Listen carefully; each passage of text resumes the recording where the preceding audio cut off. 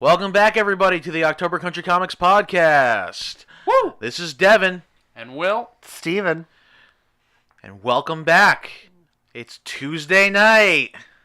When we record Why do you tell everybody? Because it's Tuesday. Like, no, it goes... Realistically, it's like Thursday when they're hearing this. No, he's doing the SNL thing. Live from New York. It's Saturday You can night. watch reruns of SNL. You don't have to. You do. I have before. Do you only watch them on Saturday night? No. Yes. There we go. Yes, I do. All right. Yes, I do. It's not Saturday. It's not Saturday night if it's not on. I mean, I guess I could just start. Number one on trending. I don't care. It's Wednesday. It's Wednesday. I'm waiting. I'm waiting. Saturday. You're like that guy who only watches his shows that records on the days that they're actually supposed to be on, aren't you? I'm not about watching live television. That's what I have to say to that. I love a good DVR myself. Yeah, do you? I like watching live television. I get that's why I'm catching up on all the Arrowverse shows now on Netflix. I can watch them. I don't Does know. Punisher have family problems? I feel like Punisher's they're all dead. Yeah, they all got murdered in front of them. That's Punisher's legit big problem. Thank you, guys. They're all dead. That's pretty brilliant. I can't believe I didn't see that coming. I should have. You really walked hard into that. I did. But Punisher, it's coming out this week, starting new releases. We're back to basics. What number are we at today? What are you talking about? Well, Punisher. It goes. Oh, it's the legacy numbering, isn't it? Yeah, but it's relaunching. It's a new number one for. It's a jumping on point for all the new readers. It's still being written by Matthew Rosenberg. Thank God. That's why. Okay. Yeah, it's the dual numbering system now. So it's number one. But what was the last so issue? This is the new Punisher. So we're starting a new arc, and we're starting the new number ones for all you new readers out there. Marvel Fresh Start hashtag Marvel Fresh Start. Whatever happened to Marvel Now? No, dude, that's like 6 relaunches ago. Oh my God, what happened to all new, all different? Oh my God, all new, all different. What else? There was all new, all inclusive. Well, because it was what it was. It originally was Marvel Now, then it was Marvel Now 2.0, then it was all new, all different Marvel, then it was all new Marvel Now. I think all new Marvel Now. That was the relaunch, right? Was it? I don't remember, man. I don't remember the brand. Can we just call? Can we just number one? Call it Marvel? Can we just call it Marvel? Can we go back to the '90s logo for it?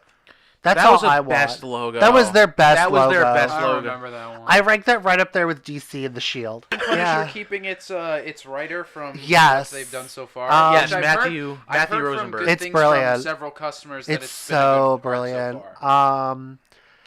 And listen, and this book is it's still Frank back to basics. He's back in New York. It's Frank he's back in New York. He doesn't have the armor anymore, but it's also he looks like Liam Neeson on the cover. Just the cover. The cover. Really? Yeah. Just the cover? However, no, I think it's a great cover. It is. We have to go there. But he doesn't look like. It's weird. The interior artist, doesn't make him look like Liam Neeson. That's depressing. But when you flip through, because they do have a couple of guest spots in, like Tony Stark shows up, and Tony Stark looks like Robert Downey Jr. on the interior. That's hilarious. But for some reason, so that's amazing. They probably didn't get the licensing rights to Liam Neeson's face. But he's on the cover. Doesn't matter. Is that necessary? Probably. Yeah. Liam Neeson. He looks like Liam Neeson. Yeah, no, really. If you look at the cover, it's Liam Neeson. It's literally Liam Neeson. Oh yeah, but why? Why does he look like? Is that just a joke? Haha! I think that they tried to make him look a little harsher. And I think what it was is that the person who's doing the covers sat there the one night. Was like, I have to draw a Punisher cover. Who can I draw? And he was watching. He was watching FX, and it was Taken. Taken was on in the background. And he goes, he has a very specific set of skills, just like Frank. No, that's coming out tomorrow. This week. Well, yeah, this week, but tomorrow's Wednesday. Yes, but so tomorrow. It's coming out to your local comic book store during store hours. My God, I'm never gonna live that down. And probably not. So so Frank's back. He's back in New York. He doesn't have the armor anymore. He's still gonna be on the run because there's some things that Frank does. Like a fox on the run. I don't know. Okay, all right. I was gonna go with the band on the run. Band on the run. Don't ask me any other lyric. That's all I know. That's all we know. I don't even know who sings it. Eagles? No. That's the Dire Straits. No, it's not Dire Straits. It's the band with On the Run. It's the Paul McCartney. It's the band that has Paul McCartney on it. It's a bunch of different artists. Wings. Or not? No, I don't know. I don't. Anyway. Moving forward. So Frank doesn't have the armor anymore. Again, yeah, he's gonna be on the run again because of some things that he does that you know what Frank does. So you can only imagine. Frank's being Frank. You don't need to imagine too much. Someone has a bullet hole in their head, or a million little pieces of dead body all over New York. Yeah. Read it. Buy it. Next up, though, another big release this week is Batman: Kings of Fear. It's a new miniseries. It's actually drawn by a longtime Batman artist, Kelly Jones. So he's coming back. He hasn't been on Batman since the late '90s. Like he took over like right after, or he was drawing it during Nightfall. Oh, okay. During Nightfall and all the way through when they did like the big redesign for him. He actually has the costume design that he had back in the right after Nightfall. Oh, that'll with be the really fun. long ears and everything. Yeah. And it's a story that's going to be centered around Scarecrow. Batman's tracking down Scarecrow. Scarecrow is he's recruiting different villains and of course so on and so forth. It's a 6-issue limited series. And comes out this week. So, any Batman fans, any Scarecrow fans out there, any nostalgic art fans, Batman. yeah, definitely come out and pick up the book. Mm-hmm. Have you ever seen that Pete Holmes video where he's Batman from the first Christopher Nolan movie and he gets sprayed with the fear toxin and he's like, ugh, what are you seeing? Girl Scouts! Cookies! No, I don't want your cookie. Like, it's stupid stuff. Clowns! Like the Joker. No, birthday party clowns. Oh my god. I hate them. So anyway, Next. actually, next up is a new issue of Mr. and Mrs. X. Speaking of the X-Men, for everyone not up to date, Mr. and Mrs. X Spoiler alert. is following the adventures of the newly married Rogue and Gambit. Congratulations. Yeah. I'm just a little annoyed because I still haven't gotten a thank you card for the wedding gift I gave them. What'd you get? He bought the book. Unmentionables.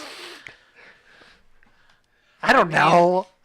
I like those two characters, and I like that they finally, tied the knot, as they say. I've always loved those two characters together, and like every time those characters start to get together, aside from the fact that at the time Rogue's powers were like the biggest inhibitor. Yeah, you can't touch people. That's another Professor X-Men video. Yeah, where he fires Rogue, like you stop touching people. I can't have you running around touching people just because you can't resist a kiss. This is you are an insurance nightmare. That's amazing. But yeah, no, it's like every time there was like some big thing, and it's always like some big emotional thing. Like what was the thing back when Messiah Complex happened when she originally got cured? She fell for Magneto again. Yeah, no, before that. What did she get with Hyperion? Or was it Hyperion? Sentry, yeah. Yeah, but that was a one-off line that never actually happened in the comic. Yeah, I never physically see it, but when Hyperion died, or Sentry. Now you got me doing it well. When he dies, like it's at the funeral. It's at the funeral that she breaks down, and she's like, he was the only one who could touch me. Yeah. And it's like this offhanded comment. What is it, Johnny and Cap or Johnny and Iron Man? I think it's that are like, wait, what? The only thing that I wish that this book felt the need to dive into, though, more so, and maybe it will be later on, is maybe bring in Sinister so we can finally, like... Well, did you read The Hunt for Wolverine? Yes, what they did with Sinister? I did. That was interesting. Yeah, no, But I think I would have liked to have seen a Gambit, Sinister, and Rogue story. I think you will. I think especially with the bomb that they dropped at the end of Adamantium Agenda, I think we're gonna... spoiler alert for everyone out there. I was like, you have to refresh my drink for this. Who hasn't caught up on Adamantium Agenda? Mm-hmm. It's revealed that when Iron Man looks at Sinister's files, he finds out that one of the X-Men isn't a mutant. he's a sleeper agent that Sinister's given powers to. Yeah, that's... He or she. We don't know who it is, but given Gambit's past history with Sinister, I'm almost 100% certain it's Gambit. I don't want it to be Gambit though. It will be. Like Gambit. And you know what? We're gonna find out that not only is he a sleeper agent, but we're gonna finally find out that he's Sinister's son, because look at the two characters. Yeah, but Sinister's a mutant. No, Sinister's not a mutant. Technically, right? Sinister is not a mutant. No, he's a lab experiment gone wrong. Like most things. Nathaniel Essex. He's been around since he's been around since, he experimented himself. He's but that's from experimenting on mutants. And he's been I also really love though, up until Messiah Complex, sorry to cut you off, Devon. We never really had a list of Sinister's powers. Other than that he just never aged. Yeah. He didn't really do much. And he's kind of like a weird sludge man. He's like white. Yeah, like when he gets hit, he turns into that sludge. I mean, I He always had the power beam powers where he shot the blast out. It was out of his eyes, right? Yeah. I think his hands too. I just watched the '90s cartoon. That's my only experience with Sinister. That and the adamantium agenda issues. I always really wanted them to get to, that's a character who they've never really given his due in the comic, because he was a great, not Sinister, Morph.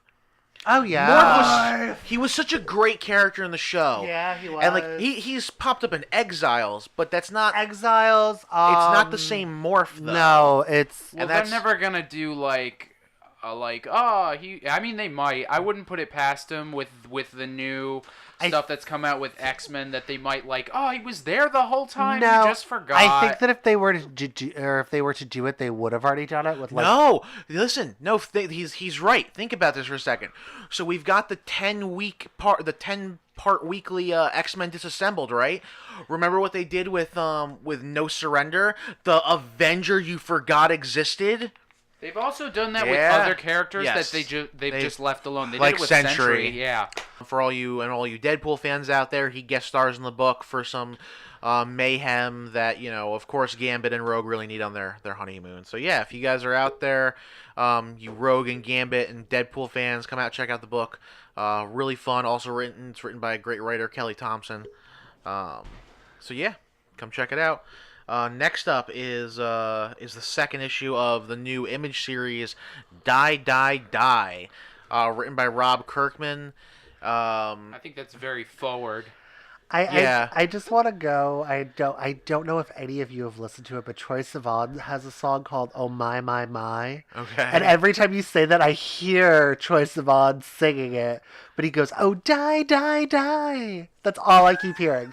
So I'm just imagining this like a little gay Twinkie time singing about a Robert Kirkman song. Nice book.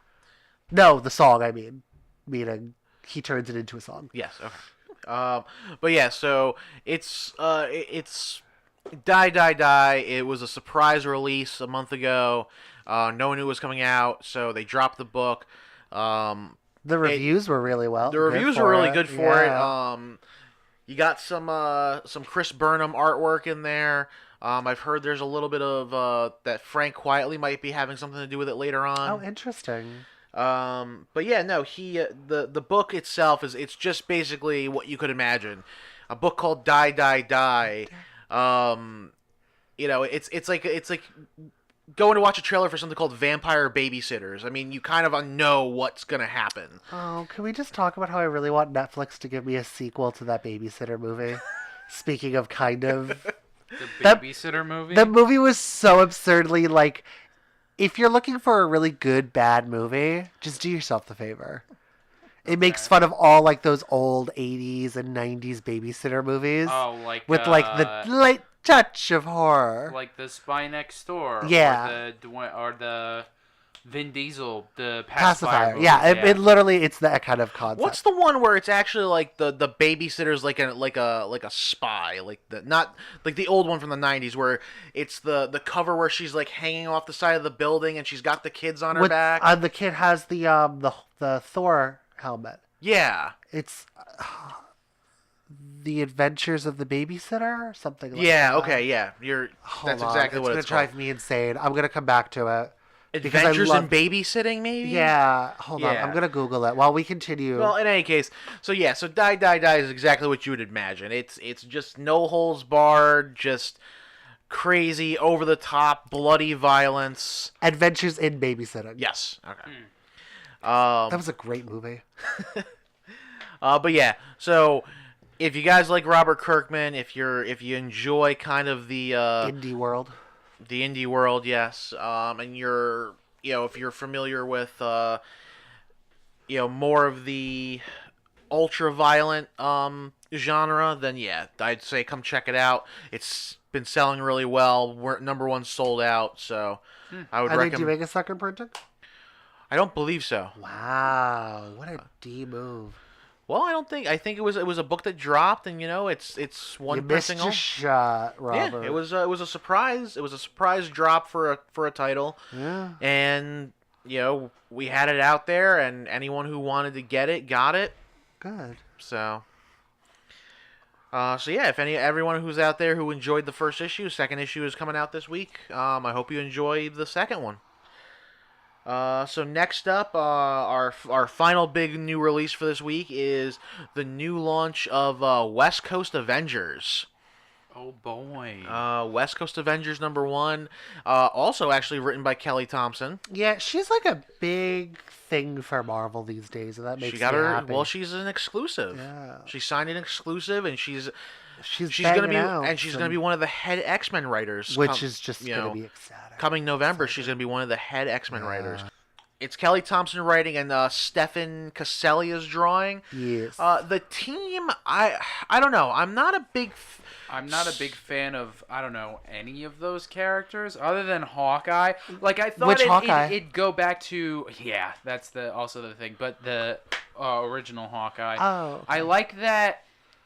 I like that. I wanted them to stick with the theme, but to have, like, the Avengers. Like, the West Coast Avengers was always, like, they're the, lesser-known characters. So I guess this makes sense because I haven't heard of half of the characters that are on this team anyway. But none of those characters There's only one character on the team I'm not because he's familiar new. with. Yeah, he's a new character. Yeah. But right now the lineup looks hilarious.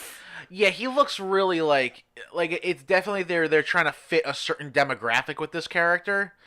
And it seems like listen, man. Like, oh, him! I thought you were talking about the book in general. No, that character, like the way the character's drawn, he's clearly African American. And it's like, but they're like, and I mean he's drawn overly effeminate. So I feel like that character's in that book just for a certain target audience. I mean, why you gotta talk about me like I'm not even here? They're not estranged to do that, but like I'm not, hugely interested in the book. Usually with team books, the lineups really gotta, like, interest me.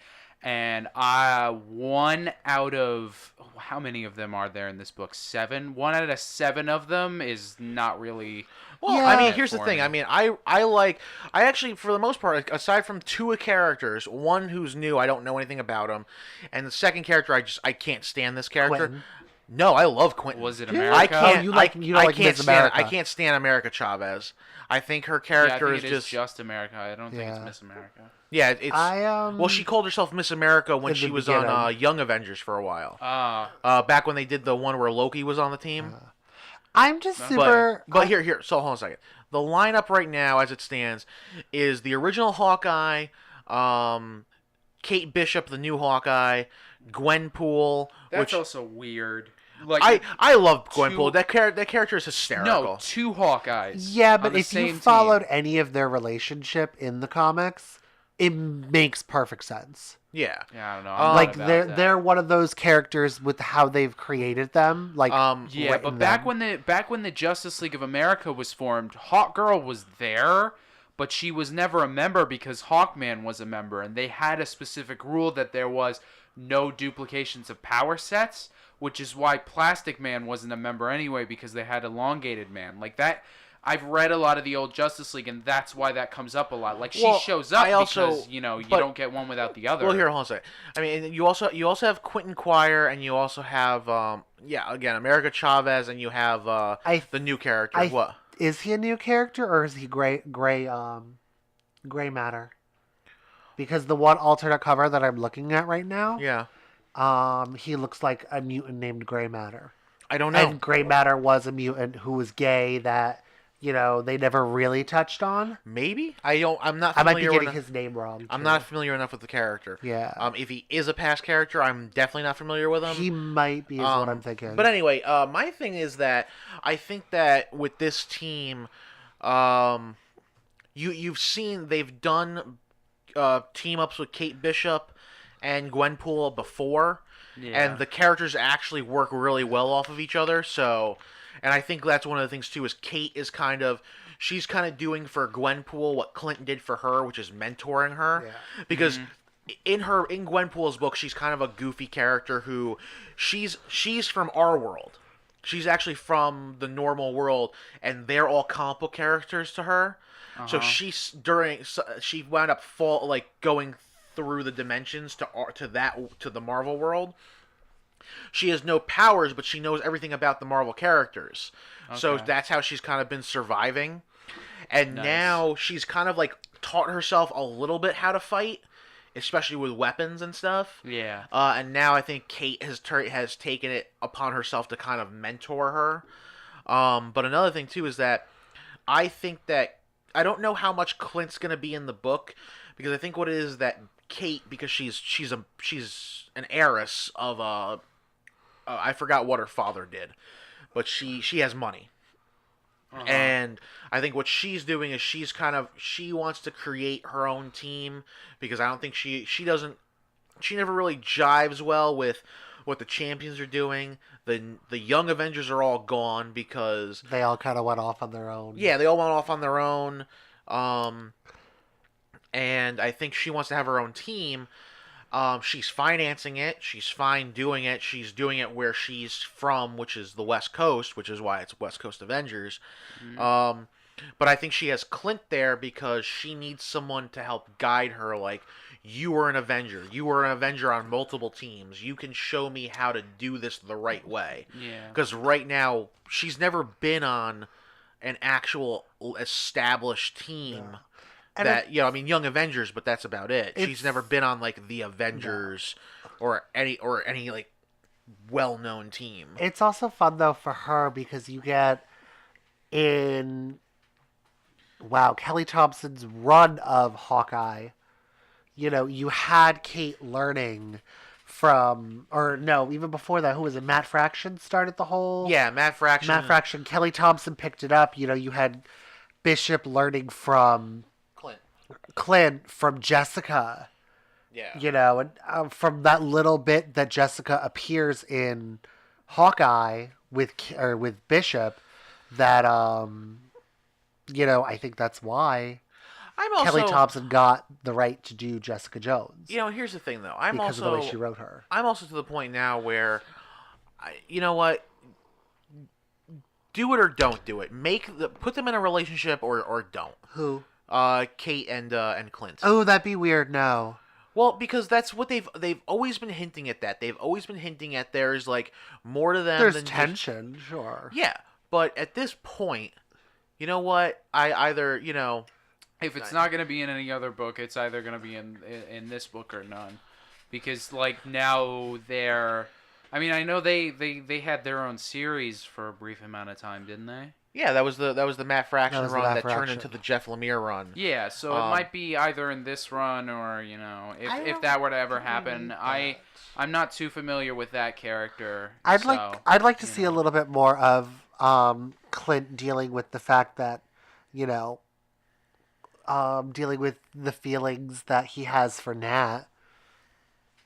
Wouldn't that have come up in when they were looking for her, him and Buffy? It loosely did. They do. But at the end of it, essentially, Natasha chooses Bucky. That's sad. And not in so many words, but she chooses Bucky. Because Bucky can do what she needs him to do. And Clint is too emotional. Man, I feel bad for Clint.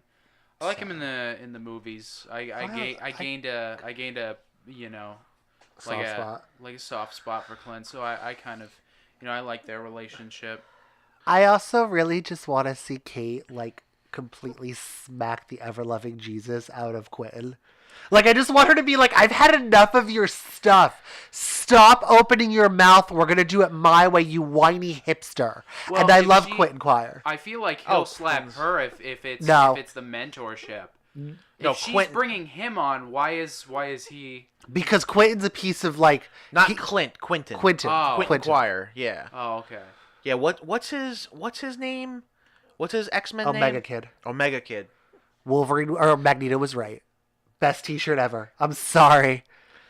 Oh yeah, no.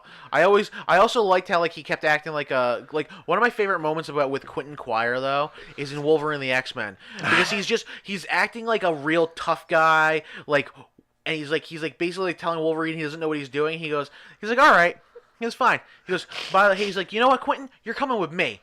And he's like, where are we going? He goes, oh, well, the school's going bankrupt. I need money. So you're going to watch my back while I gamble with intergalactic assassins.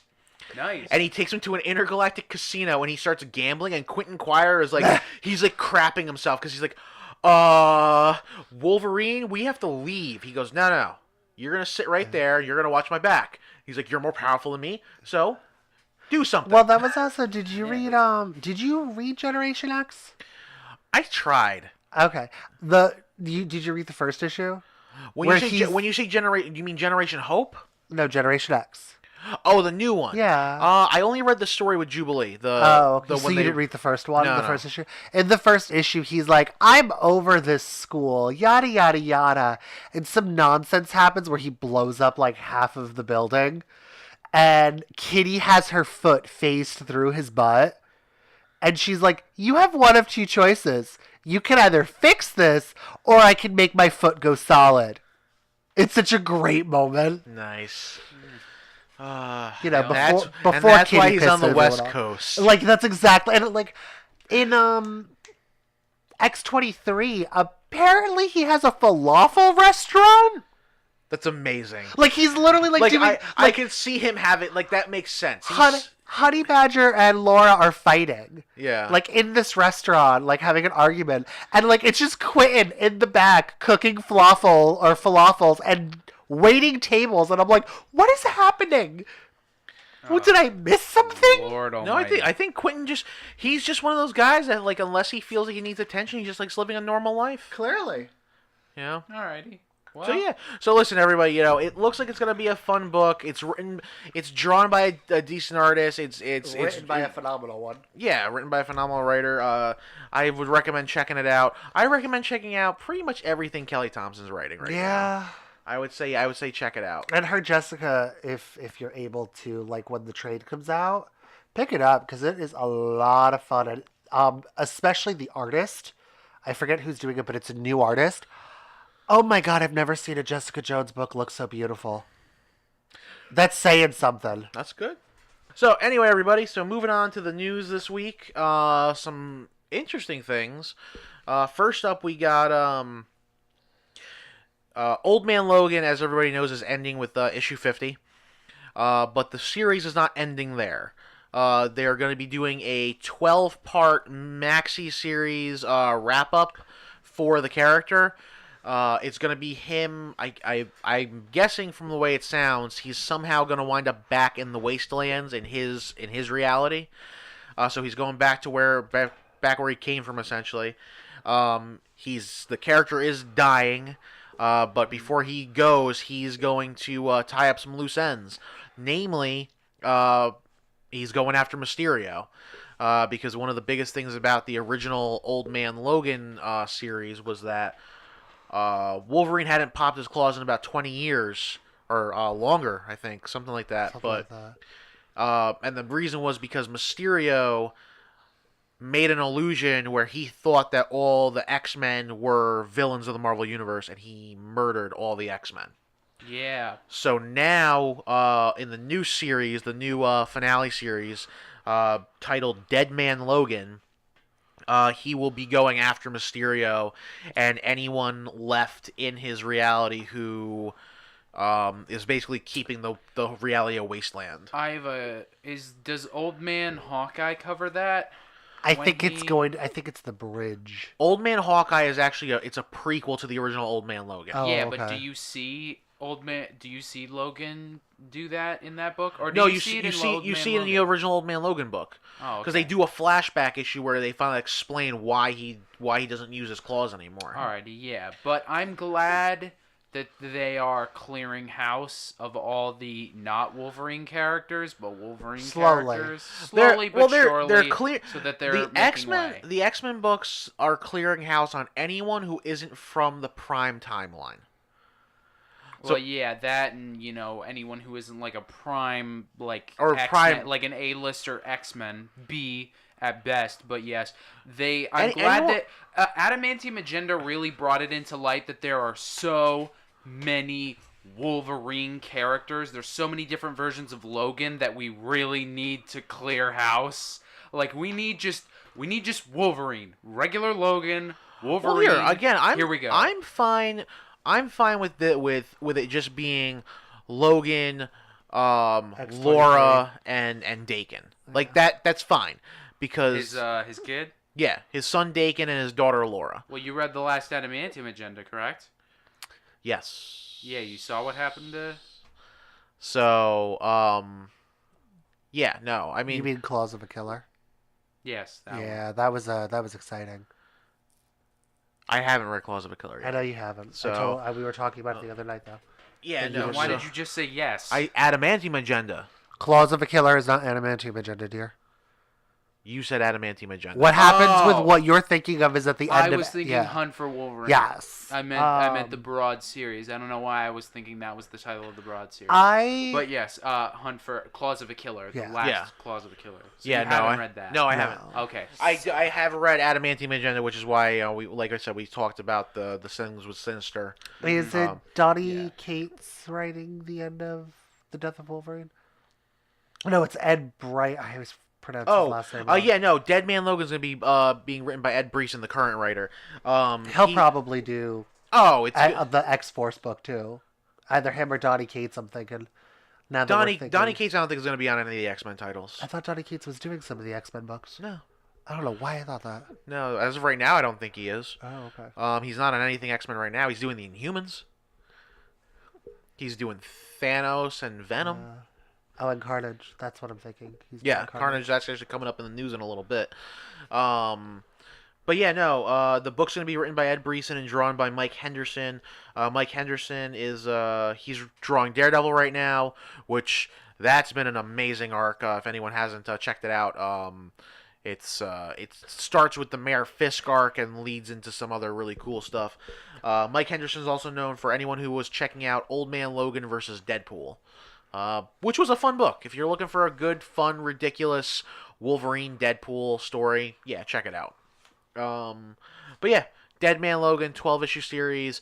It's coming out later this year. I think it actually comes out in November, the first issue. So it's gonna be.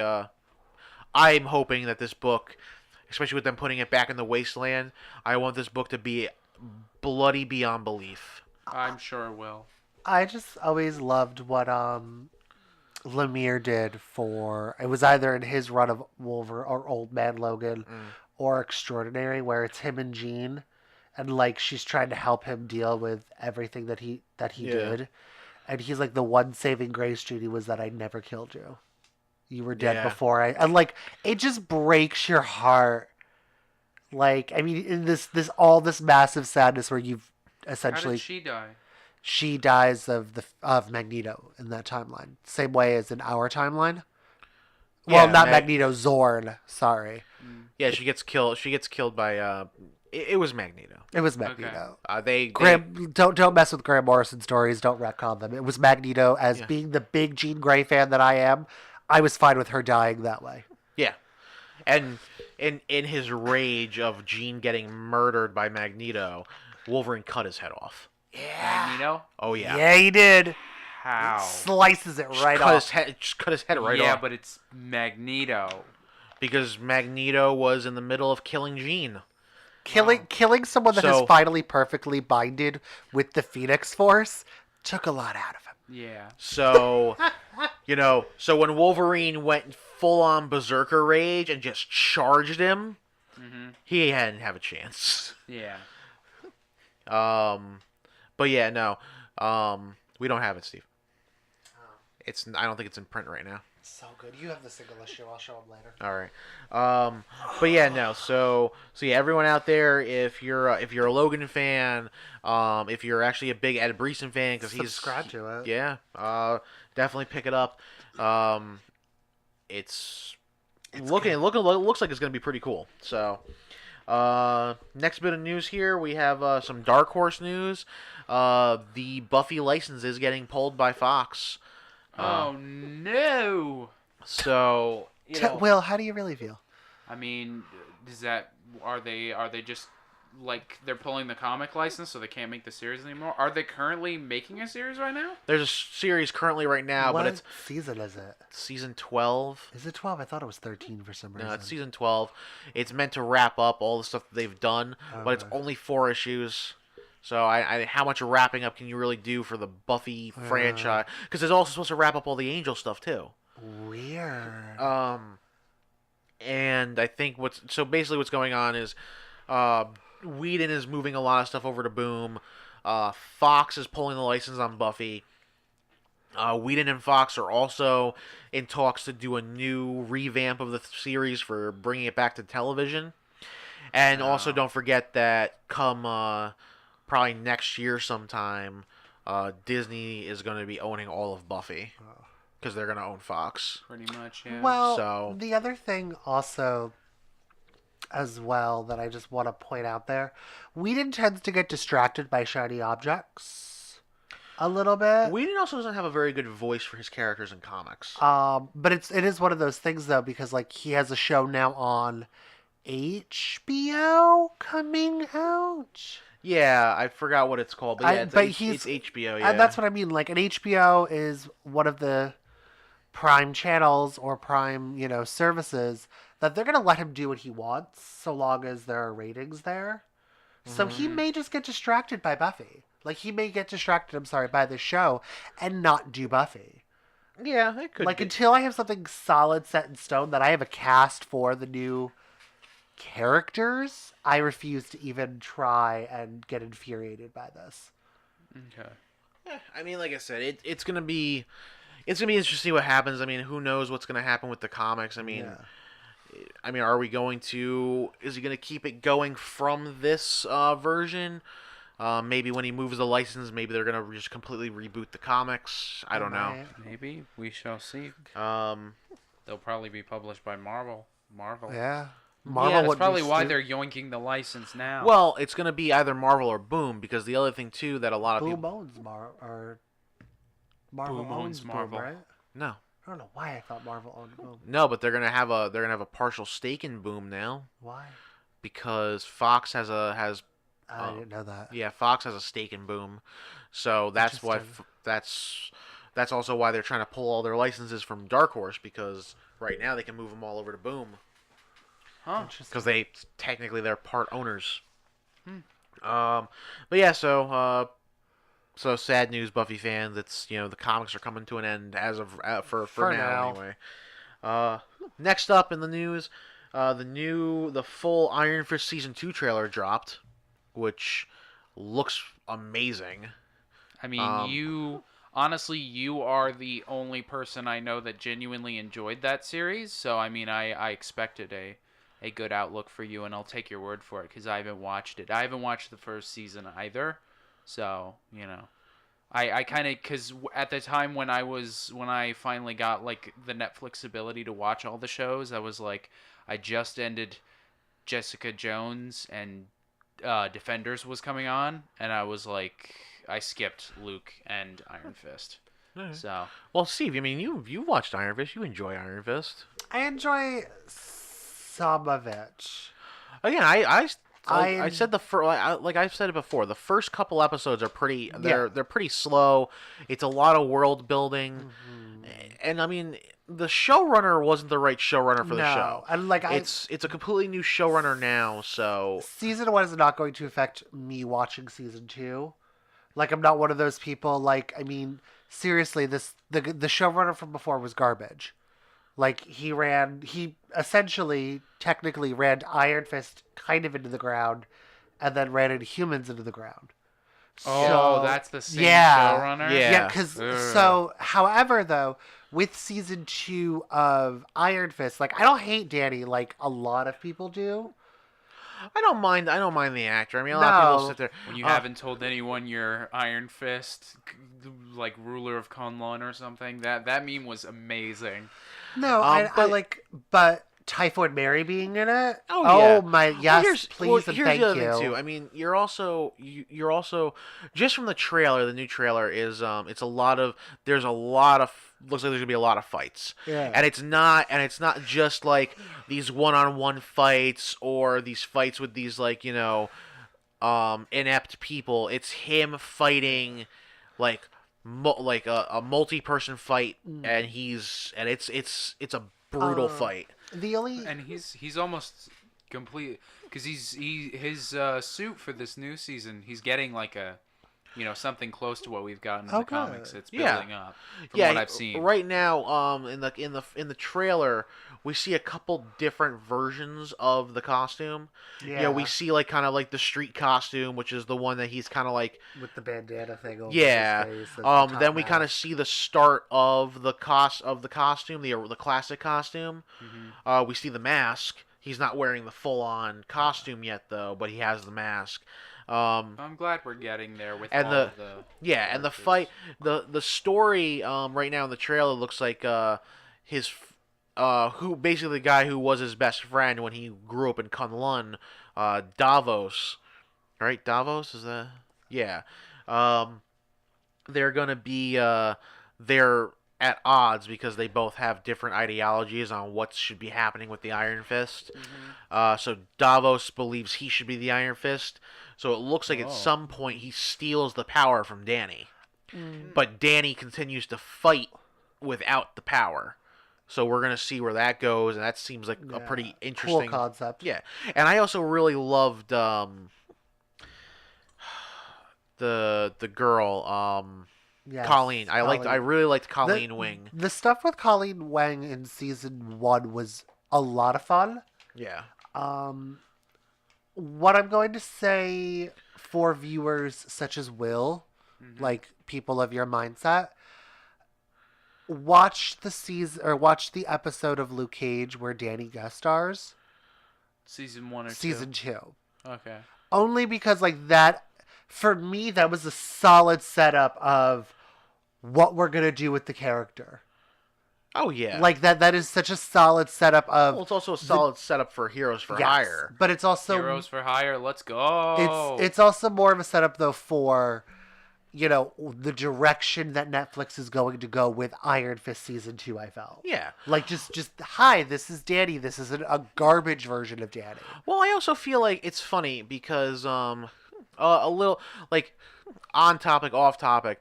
I feel like I don't feel that the showrunner conveyed to the actor like how Danny was supposed to be. No, I don't think so. Like and for like a perfect example of this, everyone who's familiar with what happened with Solo, the Solo movie, the original directors Lord and Miller, I guess. What people from behind the scenes were saying was that they weren't good at giving actual direction to like actors, because basically what was going on, the female lead, the love interest, I can't remember her, the Emily girl Clark. from Amelia Clark. I don't know why I always call her Emily. Because it's an E instead of an A at the beginning of her name, but yeah, it's Amelia Clark. And she said in an interview that she came to the directors and she said, "Hey, I need to understand where my character is coming from. Like, how is she supposed to act? What are her motivations?" And their biggest direction for her was like, "Well, she's noir, so act noir." And she's like, "What is that? Doesn't mean anything. Like, I don't know what that means. Like, it's not very much of a direction. You know what that means." So when Ron Howard got brought on, she actually had a meeting with Ron Howard and said, "Listen, I don't understand who my character is. I don't understand what she's supposed to be doing. And honestly, I think I'm going to leave the production." And Ron Howard sat there, and she said that he's the only reason she stayed because he explained to her what her character was supposed to be. And I think that's what the thing is. Like, the difference between a good showrunner and a bad showrunner, or a good director and a bad director, is that the guy who was there before, and I mean, you could see it in Inhumans 100%. Yeah. You could see it, and you could see it in the early parts of Iron Fist. He had no idea who these characters are. No. And you can't have someone doing a show like this or doing a production with that much weight to it who doesn't know who the characters are, who doesn't have a compassion for the characters. So I think that's one of the big things. I think you're going to see that in season 2 of Iron Fist. And I mean, and we've, you know what, and people have done it with movies before, people have done it with comics before, books even. Just start with this. Yeah. Don't even, you know what, don't even watch season 1. If you like season 2 enough, then you'll probably be interested enough to kind of, that you'll trudge through season 1. My biggest problem with season 1 is I felt that everyone else was more interesting than Danny.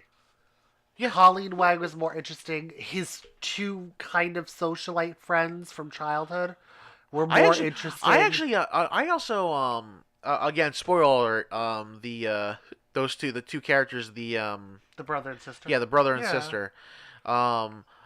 I also really liked how in that show, like, you start off and you're like, wow, the brother's got to go. He's a terrible, terrible human being. Oh my God, the sister's so cool. She's really awesome. And then there's just a complete reversal, and you're like, I kind of didn't know I was going to feel like this way at the end of the show. For starters, I love her from what little I've watched of the 90210 reboot or not reboot, but bringing it back. Yeah, she was great on that. And then if you like her. Oh my God, watch The Following. She comes in as Kevin Bacon's niece. That woman is brilliant. She can literally go toe-to-toe with Kevin Bacon as acting. Huh. Like, she held her own, and it was believable that this was his niece. So, I really enjoy that actress, so I was super happy to see her coming to Iron Fist, and I'm happy she's still going to be part of it. Yeah, but no, you're definitely right though. I mean, as far as Danny not being interesting in season 1, yeah, because honestly, I was actually more intrigued about the brother's journey, with his dad. Yeah, because that what that character gets put through in that show, you're kind of like, ooh, I was more interested in Colleen doing that, like, cage fighting. Oh, I was like, give me a full season of that. The cage fighting was great. It was so good. Next. Yeah, no. So next up, we're talking about shows going on a different direction. We've got the new Green Arrow season, or Arrow season, coming up. Was it season 7? Yes, it will be season 7. So apparently the story is going, because I guess the first couple episodes are going to be mostly taking place in the prison. Due to the ending of... This is going to be a huge spoiler for season 6. If you care... well, here, I mean, listen, there are time codes now in the description, so you can just skip to the next time. Oh my God, I saw that. That was brilliant, by the way. So we don't have to say exactly what happens. The long and short of it is Ollie's in jail. Well, yeah. I mean, we don't have to talk about why or what he does or says that gets him landed there. But, yeah, so basically, Oliver's in prison. Oliver's in prison with a lot of people that he put there. It's pretty obvious why they would put him in prison, but, you know. I don't know. Maybe he got framed for being a bad mayor. I don't know. If I mean, if that's possible. If the dragon had his way, he would have. He tried. Is that what they're calling him, the dragon? That's actually literally what the character's name is in the comic books, the dragon. But, okay, so he is a character. Yeah. I was like, I'm not He's familiar an with obscure character, but he is a character. I'm surprised they kept it. I think he's the first villain of any season they've just ended with him just, like, staying there. He's such a good villain, though. I understand why. He is very interesting. I just don't like that he talks like he smokes a pack a day. It's supposed to. He's not Jewish. He's Italian. There's a difference. Yeah, but he talks like that. No, he talks like this. I don't know. I was getting a little bit of the Godfather from Will there. Yeah, there weren't enough cotton balls in his mouth. Yeah, no. What? You gotta put the orange peel in your mouth and run around the garden for a few minutes. So I'm gonna burn you alive on your roof. Attack. You're the worst person ever. Anyway, so apparently, their big claim to fame right now with talking about the new season is there's going to be a lot of stuff that they're going to do that they've never done as scenes before. Well, supposedly this is supposed to be the beginning of his journey to become more like the comic book Green Arrow, which is what fans have wanted for 7 years. But you know what? I don't see how that happens being put in jail. Prison yet. And because basically what Stephen Amell said in the article was that you don't, the first couple episodes you're not going to see Ollie be a hero because he's in prison and he has to do stuff to survive in prison. And he's like, I actually really hope that everyone's angry with the first couple episodes.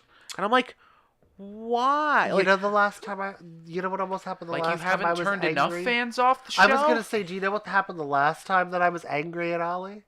I almost stopped watching the show. Yeah, a lot of people. Hardcore. Raj There were Al Ghul. so many people I knew that watched the show through, like, the first 2 seasons. Season 3 started, like, halfway. Like I said, Raj Al Ghul season when it was goes, rough. when it hits that middle point of season 3 and it comes back from the winter break, everybody dropped off because it's garbage. The second half of season 3 is garbage, and from then on, it just has not been in. Well, you know what? Here's the thing. I mean, listen, and I know, and this is going to be blasphemous, being in a comic book store and everything. But honestly, I never watched the show because I thought all the original promotional material for it was garbage to begin with. He never looked like Ollie. Okay, he never looked like Ollie. Okay, they called the show Arrow. The character never even he called himself the Hood. How long? Only for a season. In the second season, he becomes the Arrow. Yeah, and then I think it's season 3 or 4 he goes Green Arrow. Okay, and hold on. And I'm sorry. And I mean, for anyone out there who wants to watch the show, more power to you. God bless. But okay, the city, really? Really? One of the aspects of the show for the season, what was it, season 3? Where they're like, we're renaming our city Star City. Stop it. Well, they only did that because people were like, just call it Star City. Yeah, but that's the thing. You should have just called it Star City. Because they all thought Ray Palmer died. And they were inspired by him, and they called it Star City or something. It was, you know what? It's had a lot of hit or misses, I will say. And Will and I have discussed this. Yeah. The last season I felt was one of their stronger seasons. It really was. They didn't really throw a lot up in the air, and then like the last 2 episodes try to reel it all in. Yeah, it has its problems because but it's only stuff that's a constant, like the Oliver and Felicity relationship and stuff like that genuinely annoys the comic book fans. But if you are not familiar with Green Arrow at all as a comic character, you haven't watched any of the cartoons or anything like that, like this is your Green Arrow. Yeah. I feel like this is a good show for you because I get angry a lot because this is not a faithful adaptation whatsoever, and they do that with a lot of the characters in the Arrowverse, spanning here's the thing. I mean, and that's also another reason I never bothered watching the show was because the show came out I think a year after Smallville ended. It did. A year to a few months after. And here's the thing. As much as I didn't like the last couple seasons of Smallville, I love the guy who played Ollie. Okay, and he was Green Arrow. He looked like Ollie, he acted like Ollie. The fact that they just didn't give him his own show as Green Arrow was astounding. They gave him an Aquaman show. No, that was before that happened. You know what was really upsetting about that too? Because I didn't watch a lot of that Smallville, but I did like that Oliver. Yeah. And after Smallville, he went on Bold and the Beautiful. That's what he did. And then he recently was on This Is Us. That NBC show, This Is Us, that everyone raves about. Okay. Died in that, and is now coming back to Bold and the Beautiful again. So that's what this man does with his life. I mean, he literally just bounces. He just bounces between soap operas. Yeah, he bounces. The guy who plays operas. Roy Harper, he's been back and forth from Teen Wolf to Arrow, but now that Teen Wolf is officially over, he's coming back to Arrow. Oh, is that why he left Teen Wolf? Or is that why he left Arrow? Yes, he went He went to go back to Teen Wolf, and then Teen Wolf officially ended. So I heard there was a lot of I thought there was a lot of behind the scenes stuff about his sexuality too. That's what I thought too. I haven't heard anything about that. There might be though. No, that might just. That's what I heard. Yeah, I heard some of that. And that's why he ended up leaving. Yeah. I'm glad he's coming back though. It's more we're getting closer to the Green Arrow that everybody wants. You know? Yeah. Roy Harper is Green Arrow. But again, no. I mean, one of the big things about this new season that they've stated, again, Stephen Amell said that you're going to get a lot of Ollie not being a hero, and he's hoping that fans are angry about it. But the biggest thing that they've been talking about is that the new one of the new directors and the new showrunner said that there's a couple scenes that they're doing that they've never done before. They actually had to sit on a conference call with the CW censors to figure out how they could do the scenes without getting the episodes to get the episodes on the air. That's very interesting. With this, I hope this prison arc is like what they did with Flashpoint, and it's shorter than it should be, because this should not take super long. Because Flashpoint should have been way longer than it actually was. But it was an episode. But here's the thing, like, I mean, my thing too with this show is that what does that mean? What kind of scenes do you want to get on the air that you haven't shown before? And it's all centered around the prison stuff. So that's my thing. I'm like, are we just getting real bloody like prison shiv episodes? Or are we getting like real kind of like Oliver is the girl in this scenario prison episodes? Like that's I doubt that, because I don't think he's going to be doing that. But we are going to. I'm not surprised they're getting dark with the whole Oliver in prison thing, but I'm just looking forward to what happens after he's in prison, honestly. I'm looking forward to him getting out, sporting the goatee, maybe dumping Felicity, That's not going to happen, Will. I'm sorry. I pray no, every day I'm with you. Night. I am so with you. Because I will meet you halfway, and if they get divorced and just don't be together. Divorced again and just don't be together.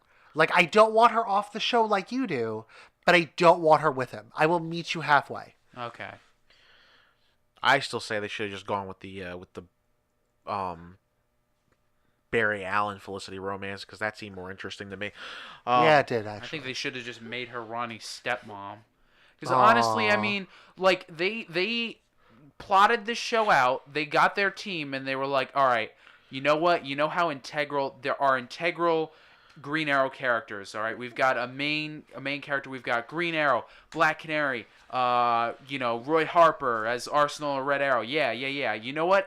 Scrap Black Canary and Red Arrow, and let's put a new character that's never shown up in the comics. She did. And Diggle. A new character that's never shown up in the comics, and Firestorm's stepmom. Yeah. I think that's it. And let's just make Green Arrow There's Batman. the team. Yeah. That's our main three characters that will stick with us. And you know what? We're gonna make Felicity Oracle. Well, yeah. We'll even name drop Oracle, but say it's taken. So let's with all that nice Green Arrow news, we have some other interesting TV news coming up here, which I think one in particular Will's gonna have some strong feelings on as well. Okay. The new Star Wars Resistance trailer dropped. I saw that, and I actually did. It looks kind of Garbo. Did they actually get Oscar Isaac to come in? And... Hold on. You have not said Garbo in like 4 issues. I have not. Yeah, I don't know. You know what? I'm not going to give it a Garbo, but I mean, it looks like a mix. Will you call it between garbage? The seriousness, maybe. Ooh. Oh, excuse me. That was hot. It looks like kind of That's a mix. Copyrighted. From what I saw. No, that's hot. I said that was hot. Oh, okay. Now it's copyrighted. I mean, I watched the trailer, and it looks like a mix between Star Wars, The Clone Wars, and Rebels in terms of its tone. Oh my. Like, it looks like it's going to have some serious aspects of it, but it is going to have that goofiness that Rebels had. The trailer I saw didn't have any iota of seriousness at all. There were a couple no, seriously, like my thing, like the story should be serious. It's about a guy who's in the Resistance, who's being told by the Resistance leaders, you have to go spy on other Resistance members because we think they might be like like turning on us. But everything in the trailer is so over the top goofy. Like he's doing nothing but racing other resistance members. I don't know. Also, the animation looks weird. Yeah, the animation is not on point. Like it's definitely a Disney XD show. Oh yeah. Yeah. Like this is going to be on the streaming service. This looks like, Yeah. Did they actually get Oscar Isaac back to voice Poe? Because it sounds like him. I don't know, or a really good voice actor who does impersonations. That's true. But yeah, I don't know, man. The Star Wars, I like Clone Wars, and I know everyone got mad when it got canceled, but I really liked Rebels. Which Clone Wars are we talking about? Not a lot of people liked. I mean, I thought Rebels was okay. It was no Clone Wars by any standard, but it was a good show. They did 2 different versions of Clone Wars. Not the original mini episodes. Not those little 5 to 10 minute episodes. No, the series, the actual series. I didn't know it was actually a series. I knew they changed the art and it was CGI nonsense. Yeah, it was 6 seasons. I don't follow Star Wars. Well, in any case, when Clone Wars got canceled, everyone was upset because but then they did Rebels, which I actually really enjoyed, and I thought that as the seasons progressed, they got darker and more involved. Yeah. But this show looks like 10 steps backwards, man. I don't even know. But yeah, I mean that's my feelings on the Star Wars new Star Wars show. I'm not seeing Oscar. Nope, he is credited actually. All right. Oscar Isaac is in the show. That is him as Poe. Okay. All right, everybody. Next up in the news, we have some Watchmen news. Actually, surprisingly enough. Good to hear about our Watchmen friends. Back to you, Devon. In the news. Back to you, Devon. How's the Watchmen looking, Ollie? It's gonna suck. Thanks, Ollie.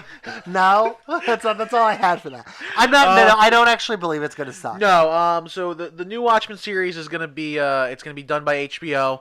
It's headed by Damon Lindelof, who I believe Lindelof was one of the masterminds behind Lost, and he's done a lot of the stuff with Game of Thrones and stuff. But the new Watchmen series, originally it was up in the air about what it was going to be about, because originally people were hoping it was going to be just a straight adaptation of the graphic novel, 12 hours, 12 issues. It would have been able to do a fully fleshed out Watchmen adaptation. Mm-hmm. But as of right now, what it's looking like is it's going to take place in the Watchmen reality. And the show is going to run alongside of the events of the original Watchmen graphic novel, but it's not the movie. No, it's going to take place more in the. At least I think it's going to be the comic. They've said the comic, so essentially it's going to take place. It's going to be more of a Gotham Central, kind of take, where we're going to follow mostly the police officers and people who are directly involved with the Watchmen characters, but we're not going to be following the Watchmen characters. That's dumb. Vague. Yeah, it's very strange.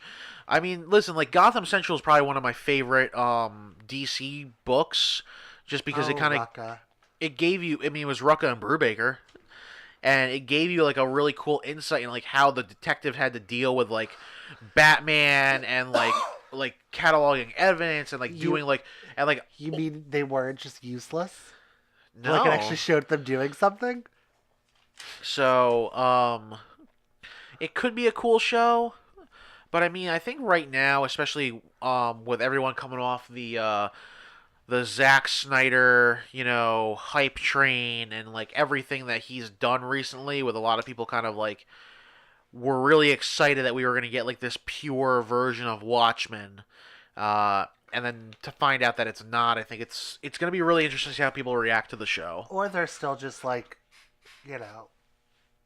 BSing all of us. Yeah, they could be, but they already shot the pilot. It already got picked up for a full series. Well, it's also the budget they have, because Watchmen doesn't have. It doesn't really need a super heavy budget. It's just Manhattan, how they're gonna go about that. Yeah, how he's gonna look and stuff. But and really, I mean, the only person who has powers is Dr. Manhattan. And what's your special effect? He has to look blue. You don't even have to make him glow. Just make him blue. Blue, and then touch it up in later on with CGI. Yeah. But nobody wants to get makeup anymore. They're too good for it. Yeah, no. How dare you tell me I have to cover up my face for a role that I signed on for that says clearly. That pays me so much money.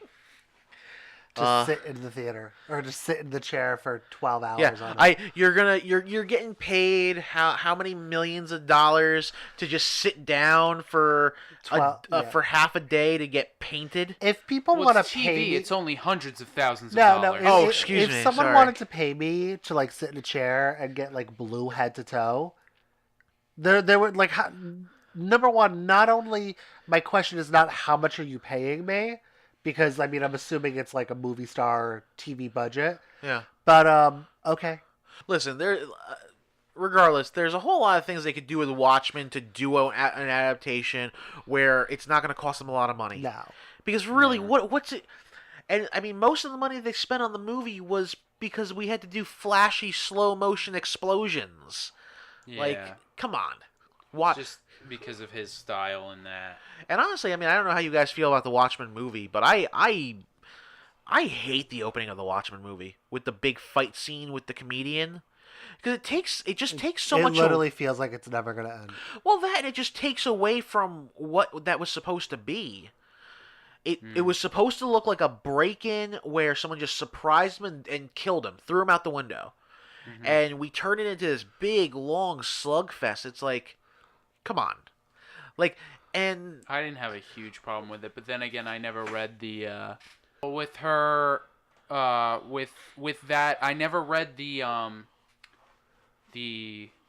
comic originally before I saw the film, so I wasn't a huge fan of it. I also wasn't paying that much attention to it given the circumstances because I was watching it with my sisters.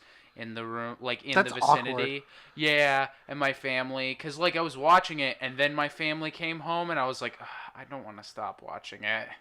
But I kind of do, because my family's home, and this is the, like, rated R version, and that's really bad. I skipped through all the, there's only, I mean, it's always been a rated R. That really long, like, sex scene, like, I really had to, like, skip through that. I don't know how to please you Silk anymore. Spectre and, Night Owl? Night Owl, yeah. The one in the ship. The uncomfortable one. That is so long. I sat there for like 2 minutes and fast forwarding and it was still going and I was like, watch that with your parents in the theater. It was really awkward. Oh yeah, did you do that? Yes, I did. Oh my god. It was like watching a porno. I'm so sorry. I saw it in the theater with friends. We'll see what happens with the Watchmen show. I'm interested for casting. They have the casting up. I don't remember who's involved. Not that. But it's there's no one obviously casted for the Watchmen proper roles. Yeah. So nothing interesting. No, there's some interesting actors I've seen for it. I don't really remember a lot of names, but at the same time, it's like I already know that they're not being casted for like Rorschach or the comedian or Silk Spectre, so yeah. I'm not really invested in it. I just hope they don't do what I think they're gonna do with what it is, and it's gonna be like stand-ins in the background, and you can see them fighting on like the rooftops or all the way down the street in the alleyway, so you can't really see them. I want the show.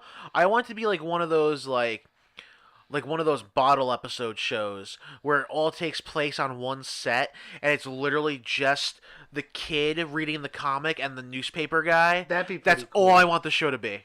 Oh my gosh, Jeremy Irons is in this. Yeah, Jeremy Irons. I forgot. Yeah, and again, I don't know. Do you have a picture? Alfred from Batman. Die Hard 3. I never watched Die Hard. Well, Die Hard with a Vengeance. He's the bad guy, Jeremy Irons. Batman or Alfred from Dawn of Justice. Oh, right. Scar. Justice League, yeah. Scar from Lion King. Yes. Don Johnson, Jesus. They dug him up. It's quite a cast. But anyway. Yeah. But yeah, so we'll see how it goes. I'm not holding my breath for it to be anything spectacular, but apparently HBO liked it enough that they've given it a full season. So we'll see what happens. Next up in the news, this one is it's a little bit more controversial. Mm-hmm.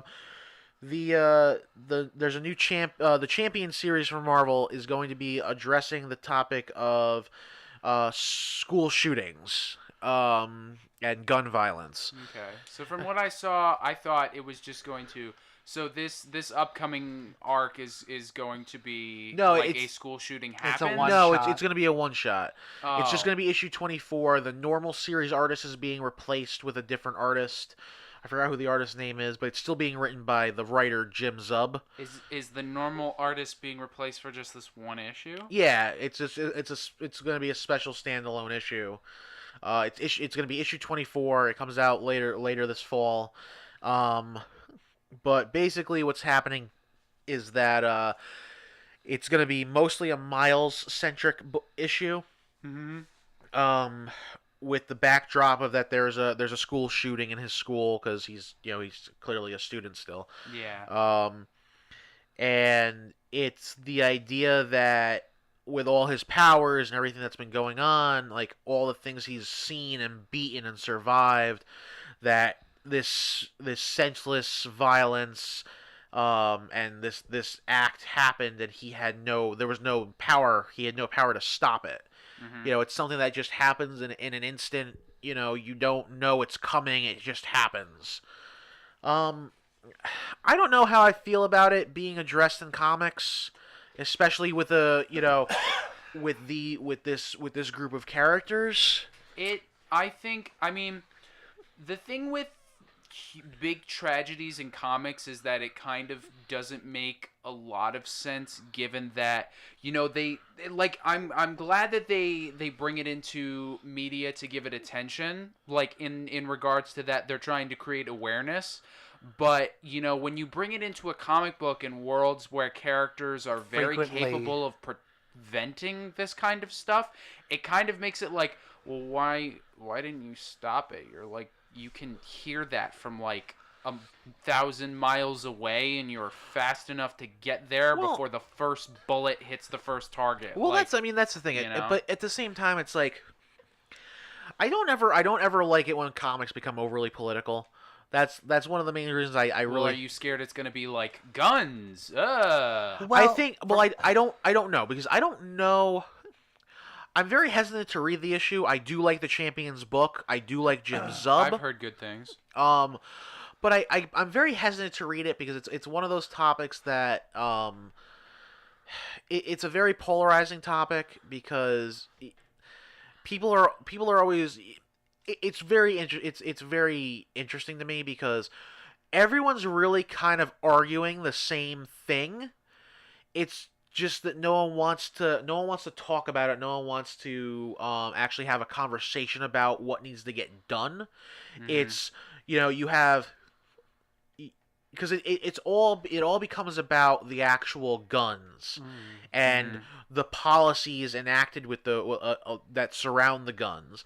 And it's never about the people or the society and everyone's arguing that yes, it's no one is saying that it's not a tragedy. No one ever says it's not. No one ever says it's you don't have whether it's liberals or conservatives or whatever. You don't have any group going, oh well. No, everyone just agrees. Another Tuesday. Yeah. Everyone agrees this is horrible. No parent should ever have to bury their child. It's absolutely ridiculous. I mean, but it's one of those things. Like I said, it always comes down to, and this is perpetuated in the media. It's perpetuated in everything that ever talks about it. It's always the fault of people being able to acquire these items.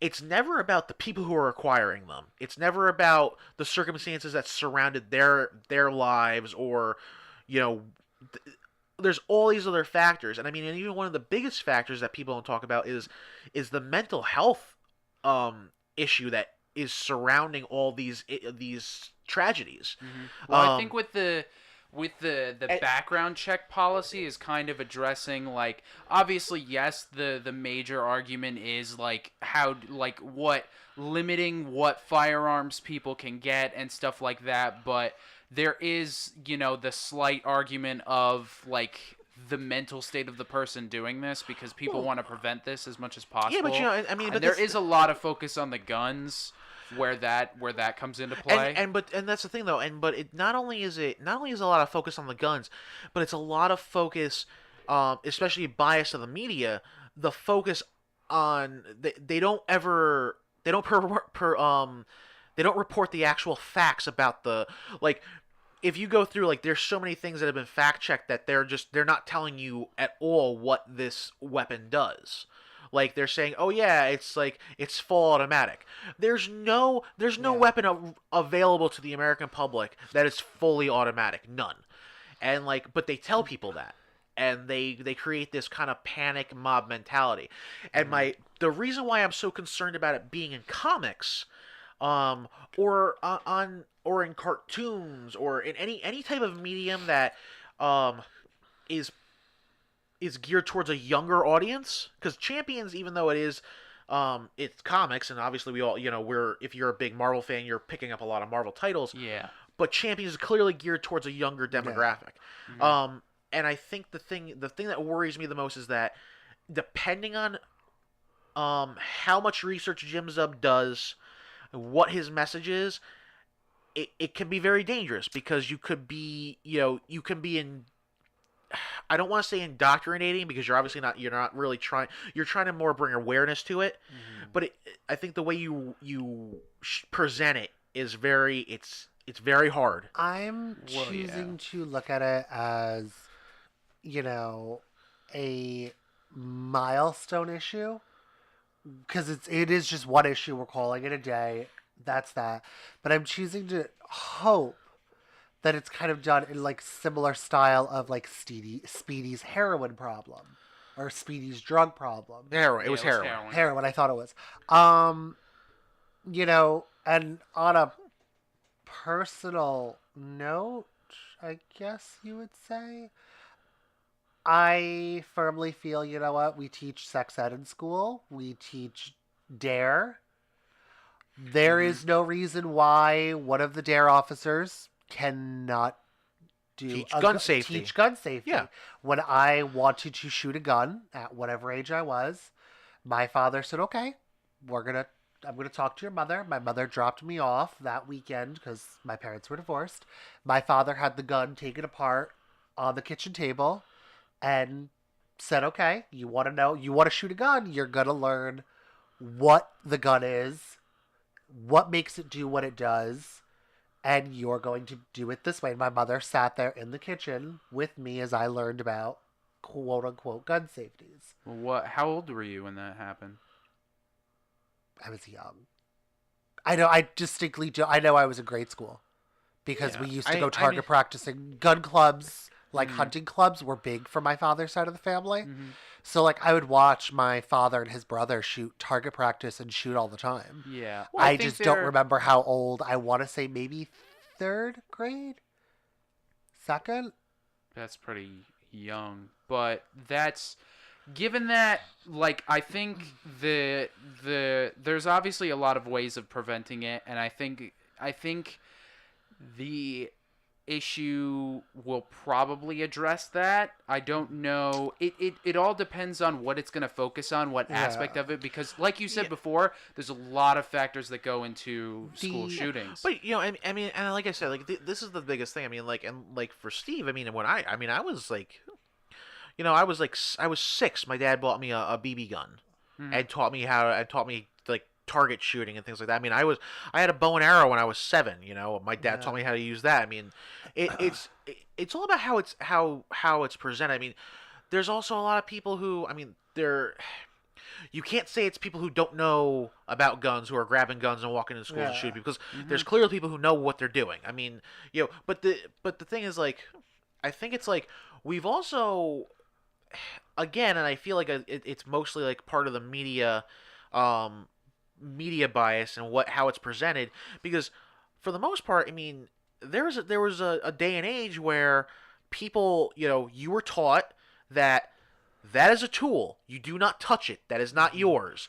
That is for if, like it's for like when like for farmers it was like if something was coming after their livestock, or it's in case bad people walk into our house, and it's like, and I think that especially given like the state of, again, it's our culture, it's parents not being parents anymore, not because they don't want to be, not because they're bad parents necessarily, it's just, I mean, look at the culture. I mean, most people now, their moms and dads both have jobs.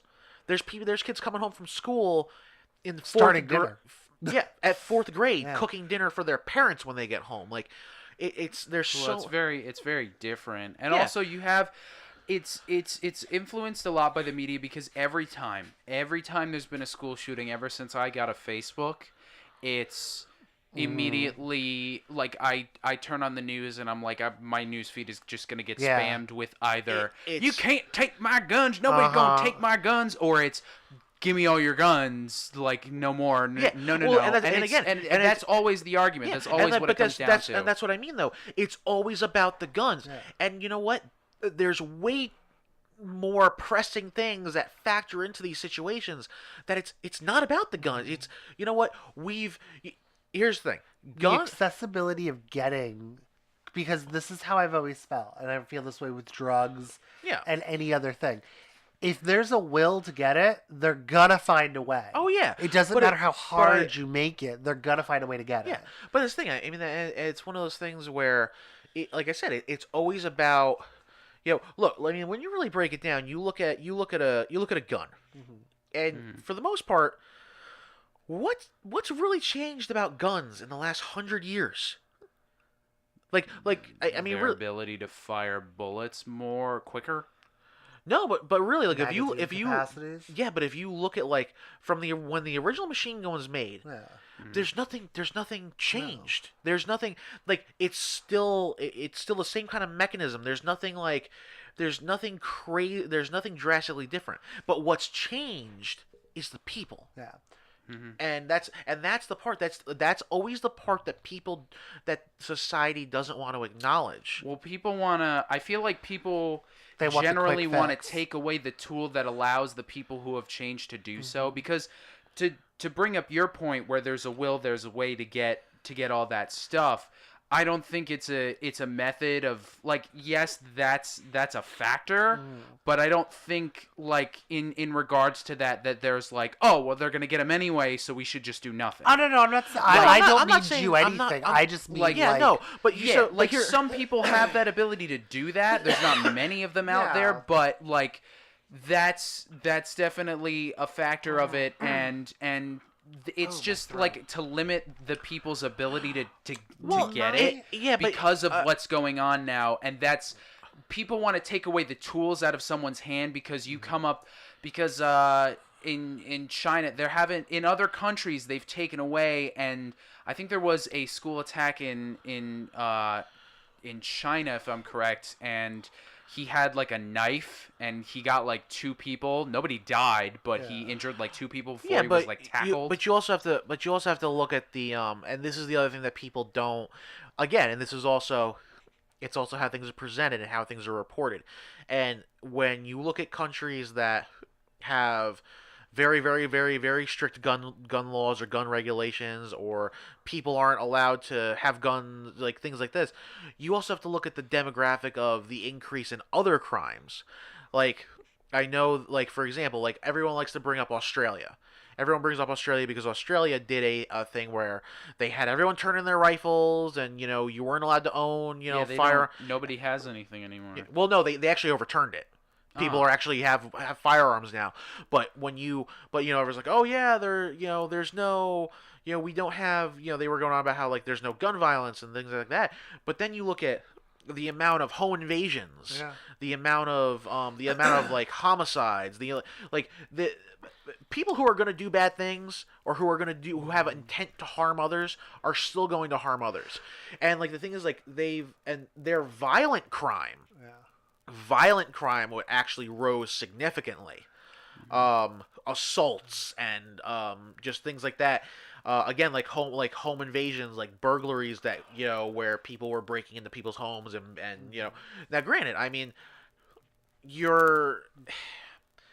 it's six of one, half dozen of the other.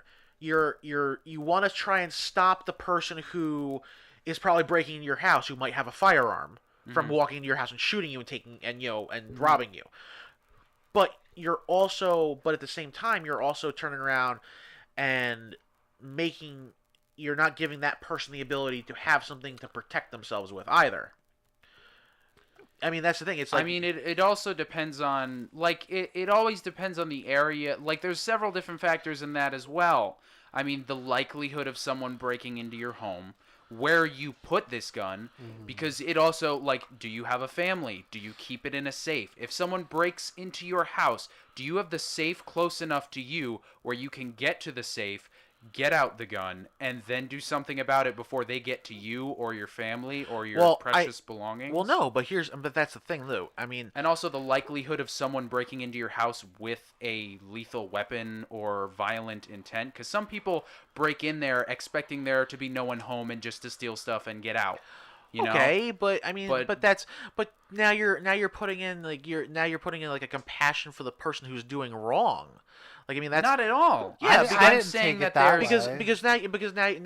you're speculating that the person who's doing something wrong is doing it without any type of, Well, that wasn't the only factor, though. Like, yeah, also, I know, like, but people put this stuff in a safe to keep it away from their children. Yeah, but I mean, at the same time, again, it's like I said, like, I was always, when I was raised, there was always guns in the house. Not only were there always guns in the house, the guns in the house were always loaded. Okay, and I mean, me and my brother, we've grown up around guns our entire lives, and I mean, I didn't go shoot up any schools, but my father also he never kept the guns in the safe. He never kept them, it was always a gun safe, but Peter, my stepfather at the time, always had it not within arm's reach, but he always kept it like in his purse. He always kept it unlocked. But we weren't sitting there like, ooh, what's this? Yeah, but that's also if you have those things in your home, there's a lot of people who, again, it's the taboo of it. It's, oh no, like, what if so and so, like you do like what Steve's father did and what my father did. Like, they teach us what these things are. No. You let them know what it is, what it's for. I mean, more often than not, I mean, there's a lot of people who, you tell a kid, you tell anyone, don't push the red button. They're gonna put the button, and they're gonna push the red button. Now, if you tell them, don't push the red button, because if you push the red button, you're gonna blow up the house you're in. You're gonna think twice about pushing the red button. I just want to bring it back a little bit, because my biggest problem with this issue is the realism that we're trying to bring to a comic book, which is fine. However, when 3 blocks down from the school, Hydra could be shooting up. You know what I mean? Like, this is the problem that I'm running into with that issue is the impact of it, unless it's done right, is not going to have the impact they want. We just kind of have to wait for it to come out. Yeah, but I mean, and you're right, because, it's... I mean, I guess, you're figuring, you figure in a comic book reality. That's what I mean. Yeah, but in a comic book reality, I mean, you also have to figure it's not happening in a school. It's not happening around children. It's in a busy street or a government facility or the Avengers mansion or on the moon. You're mostly seeing those crazy situations in crazy places.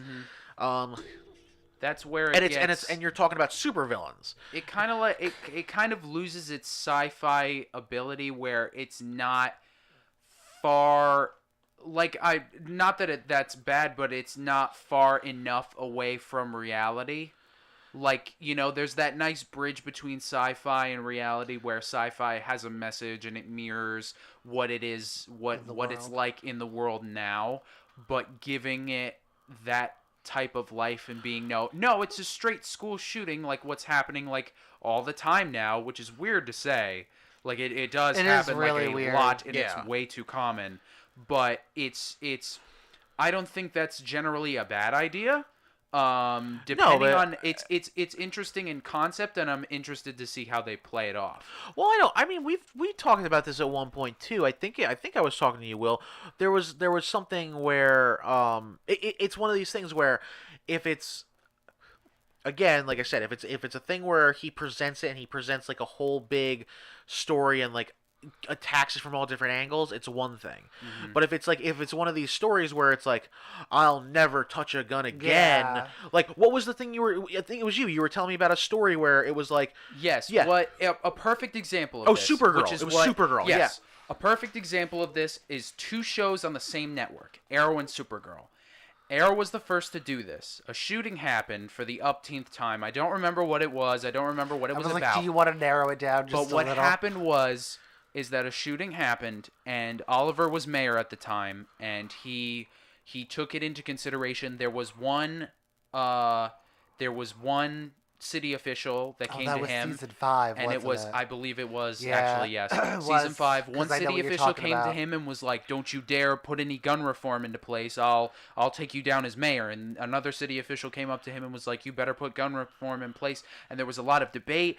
And Oliver, surprisingly, because he takes a very liberal stance on everything in the comics, he obviously, this is not Oliver from the comics, and he kind of tried to take it as, you know, both sides of the same coin. Like, he tried to, you know, take everybody's ideas and form a solution to this problem as he saw fit. And I don't remember the outcome. There was, you know, a law put into place or something, but given both sides of the story, he put something into place to put a solution that wasn't too drastic on either side.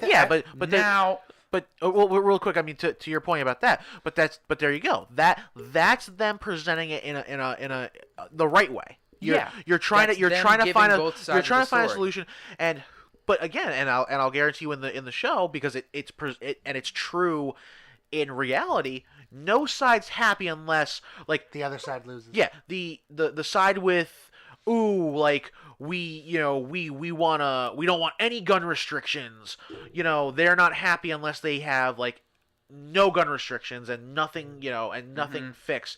But then you have the other side who is like, oh, we want no guns, like no one's allowed to have. And it's like, okay, but you can't do either one of those things. There has to be a middle ground. We have to figure something out. And there you go. Like, Arrow did it right. But now the Supergirl thing, which we've talked about before, which is Devon. Hold on, pause. Devon just said Arrow did something right. Go on.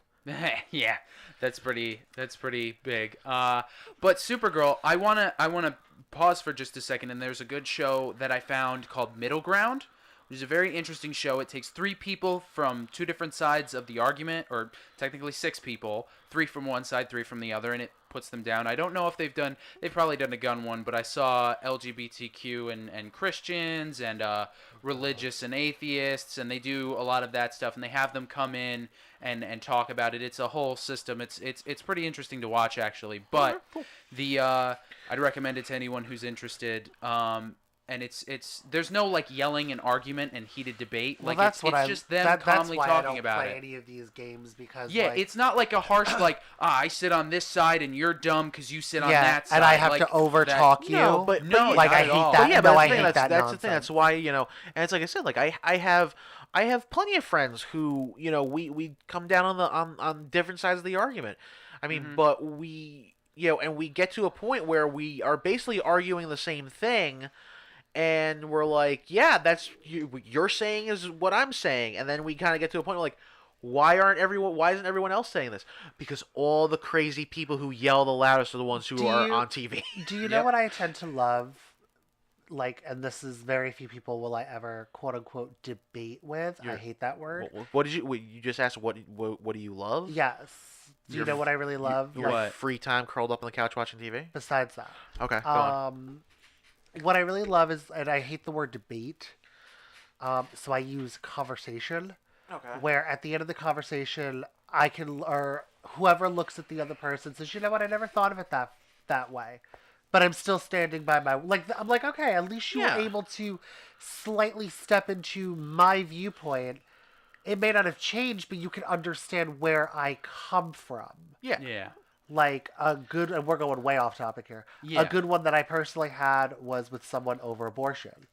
I am a gay man. I will never know what it's like to conceive a child. I will never know what it's like to carry a child. And I always felt it's not not your place to who am I to sit there and be like, no, like it doesn't fit. It's weird.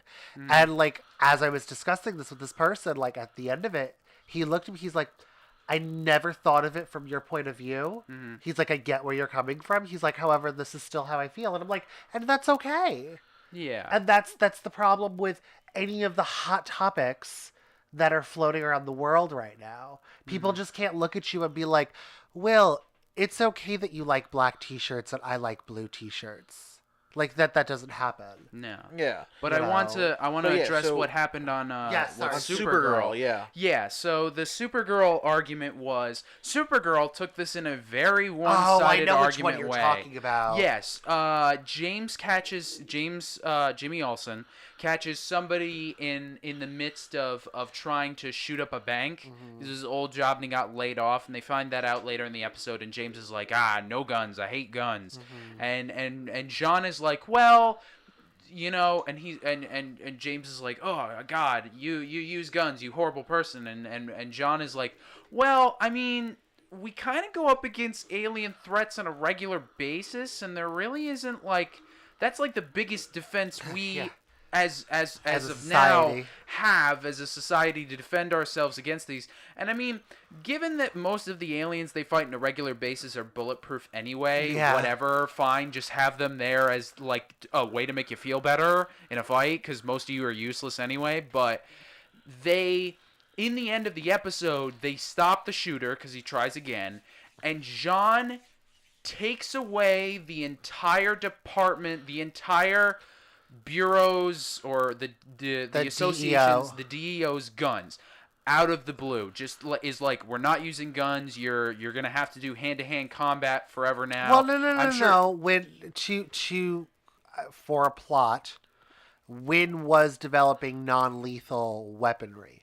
Well, yeah, he did that for Alex though. He was doing that for them. That was the thing. They did that in Arrow too, where John has the knockout bullets or whatever. Right. But I know they had it at the end when he takes away their guns. There are a couple soldiers that leave. Walk away. But I want to point out something. You're already asking these people to risk their lives, right? And now you're going to take away well, this is also, they have fake guns. They're now making guns that they've surpassed that in. They are making guns that they're now passing into the realm of fantasy. They are now making fake guns for these guys to carry, which would be fine if we now were capable of that technology. Yeah. Like, we do have, like, rubber bullets and stuff. But I'm not going to have a shield. We don't have, like, assault rubber bullet rifles No. I'm also not going to have, to Will's defense, I'm not going to have a belt buckle that's going to deflect any damage I take. Yeah. Which is what Wynn was trying to develop. Jean was like, I should have listened to you, Jimmy. And he's like, right, no guns forever, pal. And it's like, it took a very one-sided argument because Jimmy won. Jimmy, like, everyone tried to argue him, and he just read his whole way through. Yeah. Like, he was not listening to anyone. He didn't care. He hates guns. He's like the embodiment of their social message that they're going. I was gonna say, there was the really weird subplot of him being like, "Oh yeah, I'm a black superhero. Everybody hates me because I'm black." All of a sudden, police officers were like trying to arrest him because like he was saving someone from a kidnapping, and rather than get the kidnappers, the officers were gonna arrest him anyway. And I was like, "What?" Because the first 3 seasons didn't show that he was a hero. No, like this is. With Supergirl and with Jimmy Olsen, unfortunately, they have very much, with the success of, Luke Cage, and Black Lightning. And Black Lightning's been successful. We're trying to, and with the coming of Black Klansman, and I think "Sorry to Bother You" has a racial message. I'm not sure. It does. It's supposed to be an allegory. I'm not sure. I haven't seen that. This is the thing. Super back onto the book itself. If it's done right, and if it's done in a way that doesn't just, like, streamline guns are bad, like, all guns are bad, you shouldn't use a gun, don't shoot bullets. It can be like this could be an issue in reality that could actually mean something. Yeah. If it's done right. Yeah. And I'm not like advocating like whoever feels the need to own their guns, more power to you. Like, yeah, but you know, I mean, here's the thing though, and I don't think no one should ever like knee jerk reaction go out and buy a gun. Like I like listen, like I understand, like here's a perfect example. One of the best gun violence things I've ever seen was Fresh Prince of Bel-Air. When Will and Carlton, they're going on a trip, they stop at an ATM, and Will gets shot. I do remember this one. Because they're at the ATM and some guy tries to hold them up. It's like really late at night or really early in the morning, and Will gets shot. And the thing is that situations like that, like, and there you go, like that's a big thing. Is it makes you feel so powerless. Like, I mean, and that's the thing that from what the Champions book is, it's one of those things where it just makes you feel powerless. Like, what were you gonna do? It happened. It happened.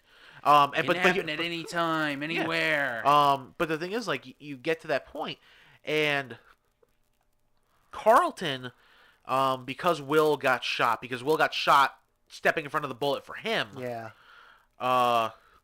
His knee-jerk reaction was he went out and got a gun. And he had a gun, and he's like, I'm never gonna feel like a victim again. And I don't necessarily believe that's the right thing to do either. Because you're now you're out of fear you're carrying a gun, and not only are you carrying a gun out of fear, but everyone you look at is going to be a threat. Golden Girls does something similar to that too. And Will makes him give him the gun. He's like, you got to give me the gun. Like you're gonna get hurt. You're gonna do something. Like you aren't equipped right now. Knowledge-wise, emotionally, like, this isn't good. Yeah. And it's this really powerful episode, and it's probably one of my, because it's one of those things where it's not guns are bad. It goes to the people, and it goes to the situation, and I think that's the thing. It made Carlton feel so powerless that he had to find a way to protect himself, but doing it the wrong way. You don't just automatically go out and get a gun to protect yourself and think that's going to be okay. You know, myself or Steven, you know, we've been around it. You know, if I want to have my full carry license and I carry it with me, I know what I'm carrying. I didn't do it as a knee-jerk reaction. You know, like, I've been around it my whole life. I know what I'm doing. The responsibility of it. Yeah, you know, I'm not doing it because I felt powerless. I think that's the worst thing you can do is do that in a knee-jerk reaction, like, because of a situation. But you were saying Golden Girls, Steve? In Golden Girls, which I thought was a really interesting, the girls get a break-in. That's right. And Rose goes out, and Betty White goes out and buys a gun. Yeah. And it still doesn't make her feel safe. Blanche is fiddling for her key one night, and she's bringing a gentleman home, and without even looking, Rose fires the gun at the door. Yeah. And shoots a vase, but literally it was within inches away from Blanche and her date. And it's... Being powerless is different than being knowledgeable. Yeah, like, and now that's the thing. But I also feel like in that regard, like, I feel like the Golden Girls thing is like, you know, I feel it's similar to the Fresh Prince thing, but, you know, her, you know, and yeah, I mean, that's the thing, exactly. You don't want that situation. You don't want to fire a gun at somebody, and I feel like, you know, in those situations, you should. That's the first thing you should go out is you should research it. You should take the time, figure out where you are emotionally. Is this really something you think you can handle? You know, and again, not for nothing. I mean, I don't know if they still do it, but there are certain. I only know of gun clubs. Because once again, my father being big into them when I was a child. Oh well, they do safety courses and yeah, things but you can go down to your local sheriff's office and get safety courses. You can find, well, that's they always provide the information for safety courses or classes for things like that. But yeah, I mean, but yeah, you always have, you know, I don't think it's a good idea. There are resources. Yeah, absolutely. And I mean, and again, I just hope that this issue, it's Champions number 24, written by Jim Zub. I'm hoping it does something like that. I don't think they're gonna do anything like the Golden Girls or the Fresh Prince in regards of a character owning a gun, because none of them need one because they all have superpowers. Yeah. Well, I mean, they have, but so I don't think it's going to be a huge message about guns in that regard. I think it'll be the many. aftermath. Yeah, I think it'll just be like what it does. Well, but it's like also how Miles deals with it. Yeah, but it could also be someone that Miles knows getting a gun. I mean, especially because in the Miz, I don't know if they have not said what like quote unquote school it takes place in. It's Miles' school. It is Miles' school. It's gonna be mostly Miles centric. Well, I'm wondering if they're going to bring in Camilla as well for that. Well, she goes to a different school. She does, but they were rival schools. Like for all like the science competitions and like whatever competitions, they were both rival schools. So I'm interested to see if they do like a ripple effect to like Ms. Marvel or something similar. Yeah, I mean that's the thing. I mean, it could be a whole bunch of things. I mean, for all we know, it's Sam getting shot because he doesn't have his Nova helmet anymore. Yeah. Mm-hmm. But that's the thing, and that could be a real interesting story because it could be or someone they know getting shot because Sam goes to the same school as Miles.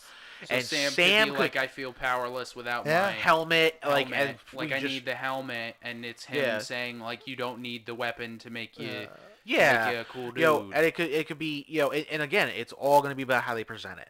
But yeah, so I mean, listen, that was our soapbox moment. Yeah, that was our soapbox moment. That was whenever things like this come up, it's well, that's the point. That's literally what Marvel wanted. Was just forget the rest of the world. They literally wanted us to talk about it for 45 minutes. Just us. Just us. Just us. Now we've passed 2 hours. Yes, but they looked at our podcast and they were said, these guys here. We're gonna mess with them. Yeah. I'd be. You got the whitest white boy, the gay guy, the gay unicorn, and the Asian American. Let's have these guys talk about it. Yeah. I wouldn't be surprised if it had a bit of a. I wouldn't be surprised. Given Marvel in recent years, it's like it's liberal-esque pandering that it's done. I wouldn't be surprised if it had a bit of a if it leaned a slight direction towards the left. But I don't think it's going to. Given what Marvel's new strategy is to their books, I don't think it's going to be a leaning book. But again, and that's the thing. It's always been, and Jim Zub says it in the article. Marvel was always supposed to be the world outside your window. Yes, that's what Marvel Comics is supposed to be. Well, yeah, because they're more realistic. Yeah, I always fluctuate which one I think is more realistic. Marvel's always been. If you think about it, I think it was best explained as this: DC are the gods that want to be more like humans, and Marvel are the humans that want to be gods. Okay. That's basically what they are, because DC heroes they have these massive powers, and they're not. I mean, they have relatable problems, but it's them trying to live normal lives in that regard. And the Marvel heroes, most of them are humans, maybe with slight augmented abilities, but they're trying to do their best to be heroes and to be protectors of everything. Well, but they're not omnipotent. Yeah, but that's the thing. I mean, I mean, like you said, the biggest thing about DC is that it's these gods that are trying to be humans. They're trying to find a way to, not be these great beings. To be like, we're just like you. But the thing is, the Marvel characters are always the characters who they have these things thrust upon them, and they're trying to figure out how to be a hero but still live the life that they've known. Yeah. So. But yeah, so there you go, everybody. Our soapbox, and our that's gonna be an issue. Probably that's gonna be debated for a while once it comes out. Just stay away from the mainstream media. Just make up your own mind about it. Read it, pick it up. Know all the facts. When you want to make the opinion. I mean, and listen, all mainstream media, stay away from NBC, MSNBC, stay away from Fox, stay away from CNN. Just make up your own opinion. Find the information for yourself. I'm going to slightly differ from what you said. Like, we're not telling you to not listen to whatever news program you're listening to, but afterward go out and make your own opinion. Yeah. Like, use that as like a starting point and be like, okay, that happened. Let's go see what information. But I'm talking about in regards to the issue. Yeah, because there's a lot of people who sit there and they just take it for what it is. The facts are reported, but there's stuff that they focus on more than other things are taken out of context.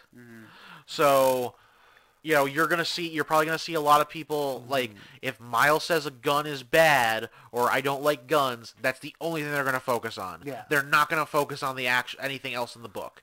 So check the book out. See what you think for yourself. Investigate more if you desire. Yeah. If you dare. On the lighter side of things, how are you gonna go to light? So more upbeat topics. Marvel Knights. Speaking of gun violence, Come on, Marvel Knights. Marvel Knights. We've gotten some more information on the Marvel Knights relaunch. It's going to be a 6-issue mini. It's going to be the first issue is going to be written by Donny Cates. Super excited for that. He's going to have other writers joining him on the books. Yes, your husband Matthew Rosenberg. I hope he knows about that. I hope he knows about me. Yeah, let's just hope we don't find out that he's going to be like locked in your closet. You act like that'd be a bad thing.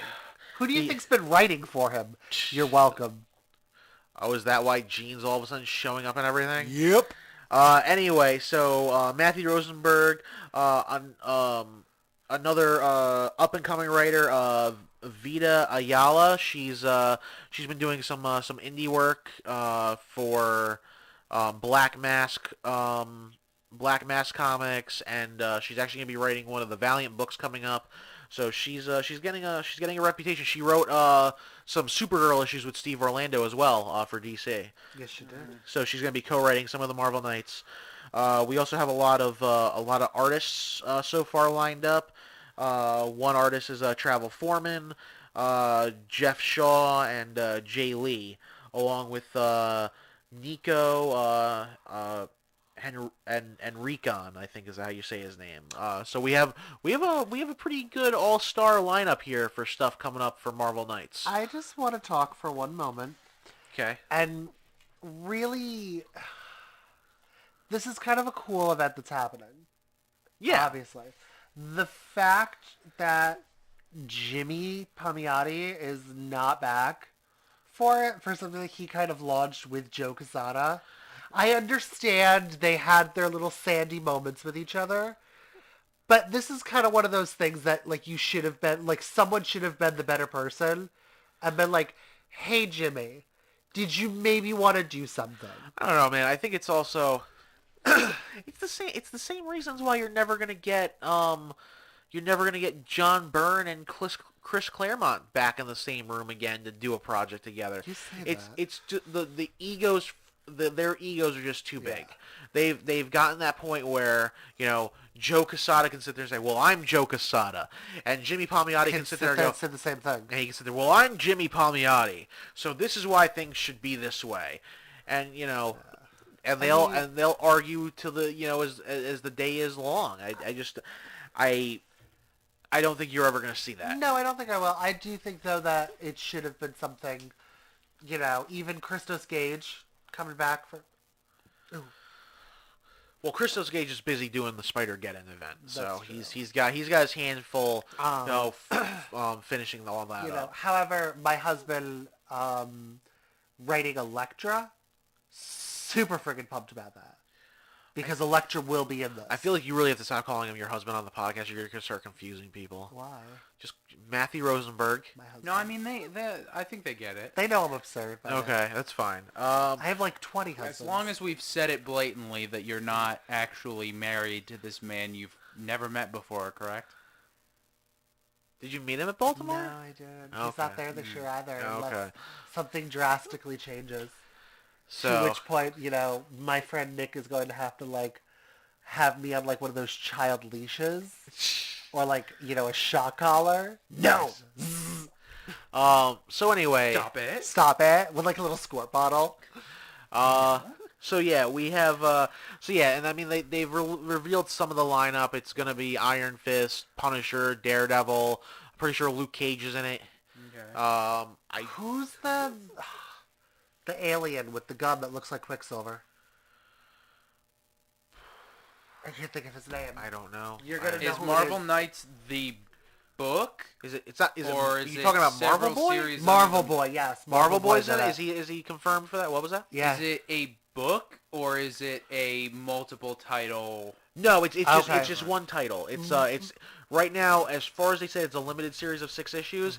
I have these characters just all in one. Yeah. Marvel Comics has revealed the announced Marvel Knights revamp will be a 6-issue limited series event featuring Daredevil, the Punisher, Black Panther, Elektra, and unnamed others. Okay. In the one, it is Well, I've seen promo pics with Iron Fist. Very interesting. Iron Fist I saw, and then this is the Inhuman guy. Inhuman guy. Do you remember in Inhumans versus X-Men, the one that Jean Grey and the Cuckoos had to, like, psychically keep down? Oh, Karnak. Thank you. I could not think of his name. Okay, that's who you're talking about? He's in it. Okay. But this one looks like it's Marvel Boy. I mean, it might be Marvel Boy. was a Marvel Knight title. Yeah. Oh, and it also looks like Rider. Ghost Rider and the Hulk are going to be in this too. Yes. So That's the Quesada artwork I just showed you. Yeah. So You gotta we'll send me see. that. Any picture we reference, we I'll have to send put you- over. So I'll send you a bunch of them. Yeah, again, we're going to we're going to see how that all pans out.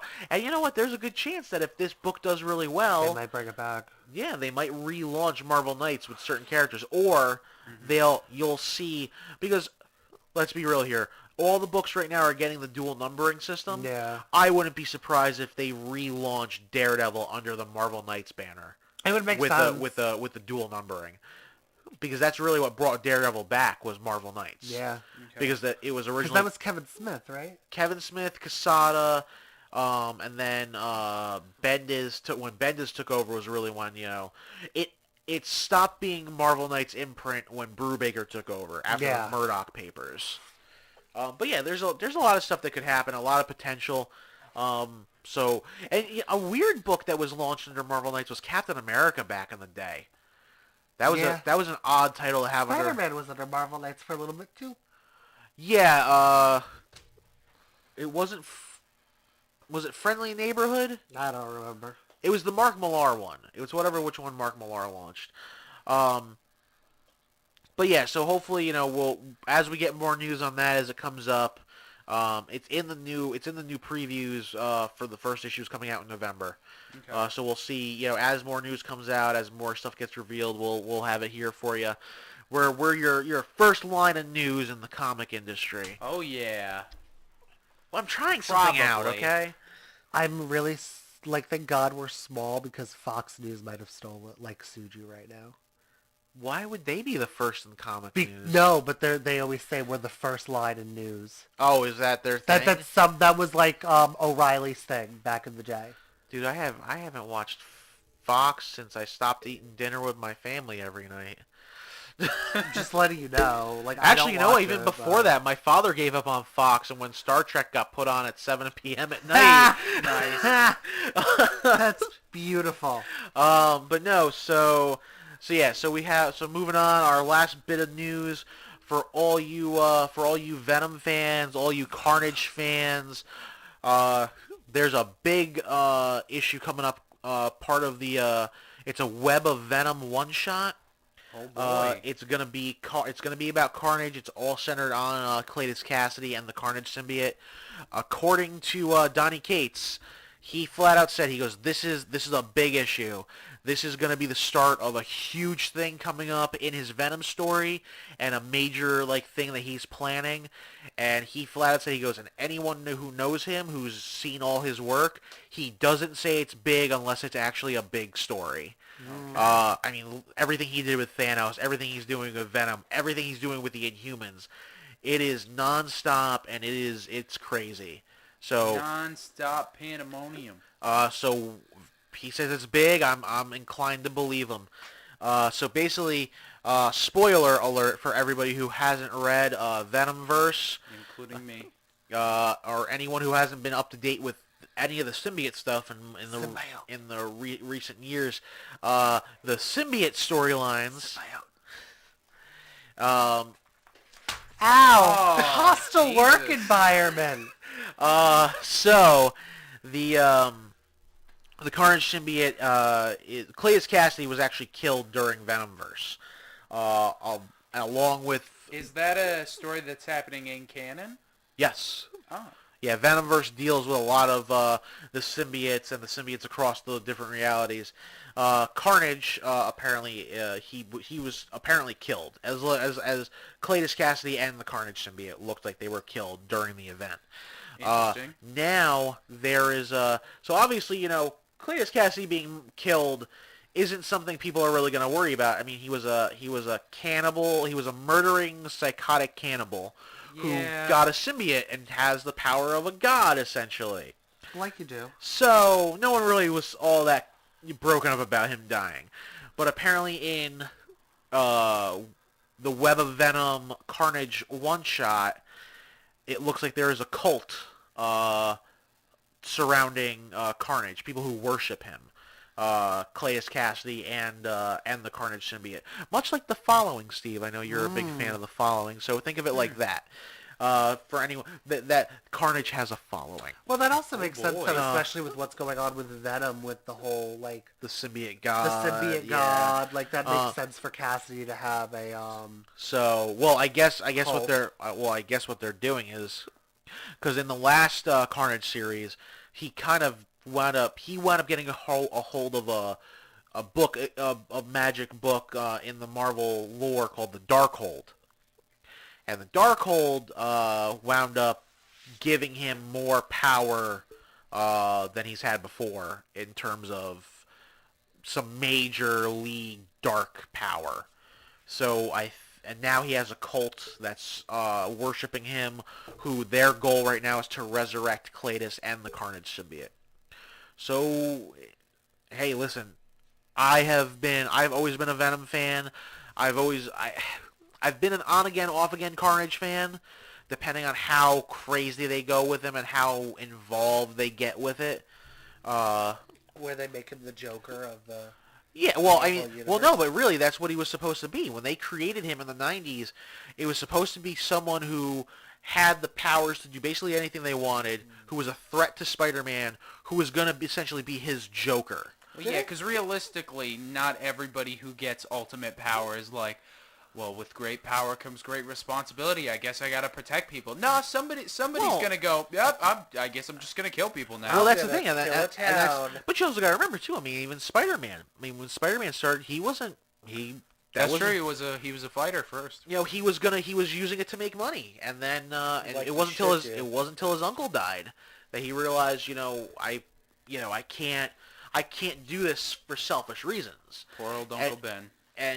And Peter's learned that lesson time and time again. I mean, for multiple people. So it's Carnage. I mean, Cletus Cassidy is not an individual who wants to better himself or the world. So. And Donny Cates, he's been taking all of this and running with it, and he's been making it something. He's been making it a sight to see, and I believe, I think people are going to be really surprised and really happy with what he's doing. So hopefully. Keep an eye out for all that. Anyone who is more interested in what's going on in Venom, there's going to be a couple of minis and one-shots. The first one's going to be a book called First Host, which talks about the first person to ever have the Venom symbiote before even Spider-Man. So that's going to be really interesting to see. And also we're going to be getting, in Donny Cates' Venom story, there's a team that was originally headed by Nick Fury, the original Nick Fury, during Vietnam, where they found symbiotes buried in Vietnam, ancient symbiotes that were there. So that's fleshing out more of the history, and it's adding to the mythos. So we're going to see more of that. So anyone who's interested, you got the Venom series, you got it's called Web of Venom Venom, VE apostrophe Nom, because it's the team that takes place during Vietnam. And then you have the First Host, which is being drawn by Mark Bagley, which is anyone who knows Mark Bagley and knows Venom, that he was one of the original artists in the 90s who did Venom next to Todd McFarlane. So check it out. Check all that cool new stuff out. It's going to be fun. What do you guys think? Any input on that? I mean, Carnage is a really cool character, so glad to have him back. So I didn't even know he was dead. For how long, though? I mean, Carnage frequently comes and goes. Hey, I mean, the last time they got rid of him for a while was when the Sentry flew him into space and ripped him in half. Yeah, so that was pretty cool. Cletus has been through some times. He keeps on hitting. that's as much as I can say for him. I mean, he's one of those villains that keeps on. He's one of those villains you can't overuse. You have to use him playfully and nicely. And he's literally like Marvel's like version of a horror film villain. Yeah. He dies, and he dies in the most absurd way and comes back. Mm-hmm. So I mean, I just can't wait for the little girl that has a psychic connection with him. Mm-hmm. I think they've done something like that before. They, of course. Yeah, no, they really. I think they have. Stop it. They've done something That's like that. Beautiful. It's unsettling. That's amazing. Not like a little girl, but there's been someone who's like been like super connected to Cletus Cassidy. For one reason or another, where they kind of did something like that. But yeah, all kind of crazy. But yeah, so yeah, everybody. I mean, that's our news. That's our new releases this week. Mm-hmm. We're that's it. That's all we got. We're signing off. Oh yeah. We'll be back next week. Of course. Come in on Wednesday. Say hello to everybody. Get your comics. Grab the new comics this week. Become a subscriber if you're not already. Get 10% on your books. And even if you're not, come in on Fridays for Magic. Yeah, definitely. We got Magic tournaments 7 p.m. Booster draft 15 to play. Yeah. But yeah, everybody, we hope you enjoyed this one.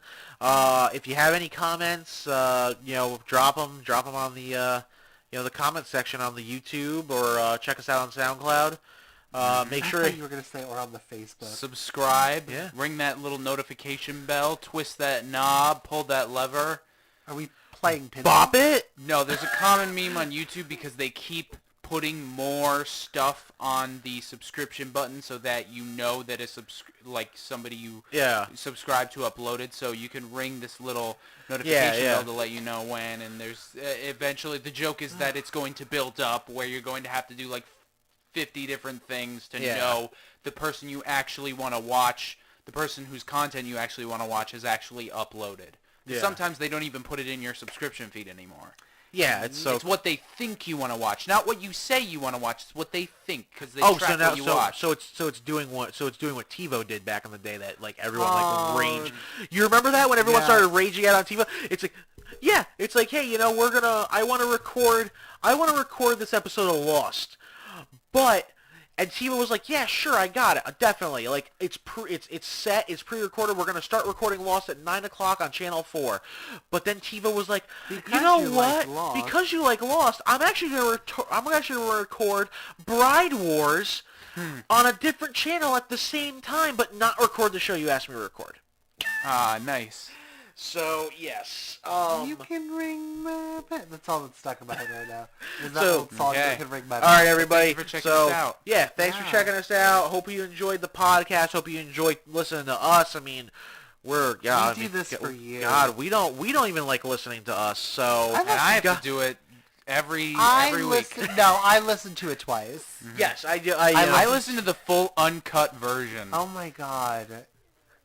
You hear that, Steve? He's making it sound like we're horrible people. Like he doesn't want to listen to us anymore. What? That's no. That's it. Every picture, it's just gonna be his face now. It'll be like, he's gonna cut everything out. It's like, yeah, the podcast is 30 minutes. How did that happen? And we're not gonna hear ourselves on it anymore. It's just me. It's just it's just Will. No, it's gonna be us, but it's gonna be like, this is Devon. Will, Steven. And then it's everything Will has to say after that. Yes. Mm-hmm. All right, everybody. Thanks for listening. See you Wednesday. Yeah, this is Devon. Will. Steven. All right, and this has been October Country Comics Podcast. Everyone have a good night, good day, good week. Whenever you're listening to it. Warmest regards and best wishes. Just remember, if you're not reading comics, you shouldn't be reading. That's how you're ending it? That's a weird note to end. It was a real... No, it's a joke. We should work something. All right, bye, guys. Yeah, bye. Sorry.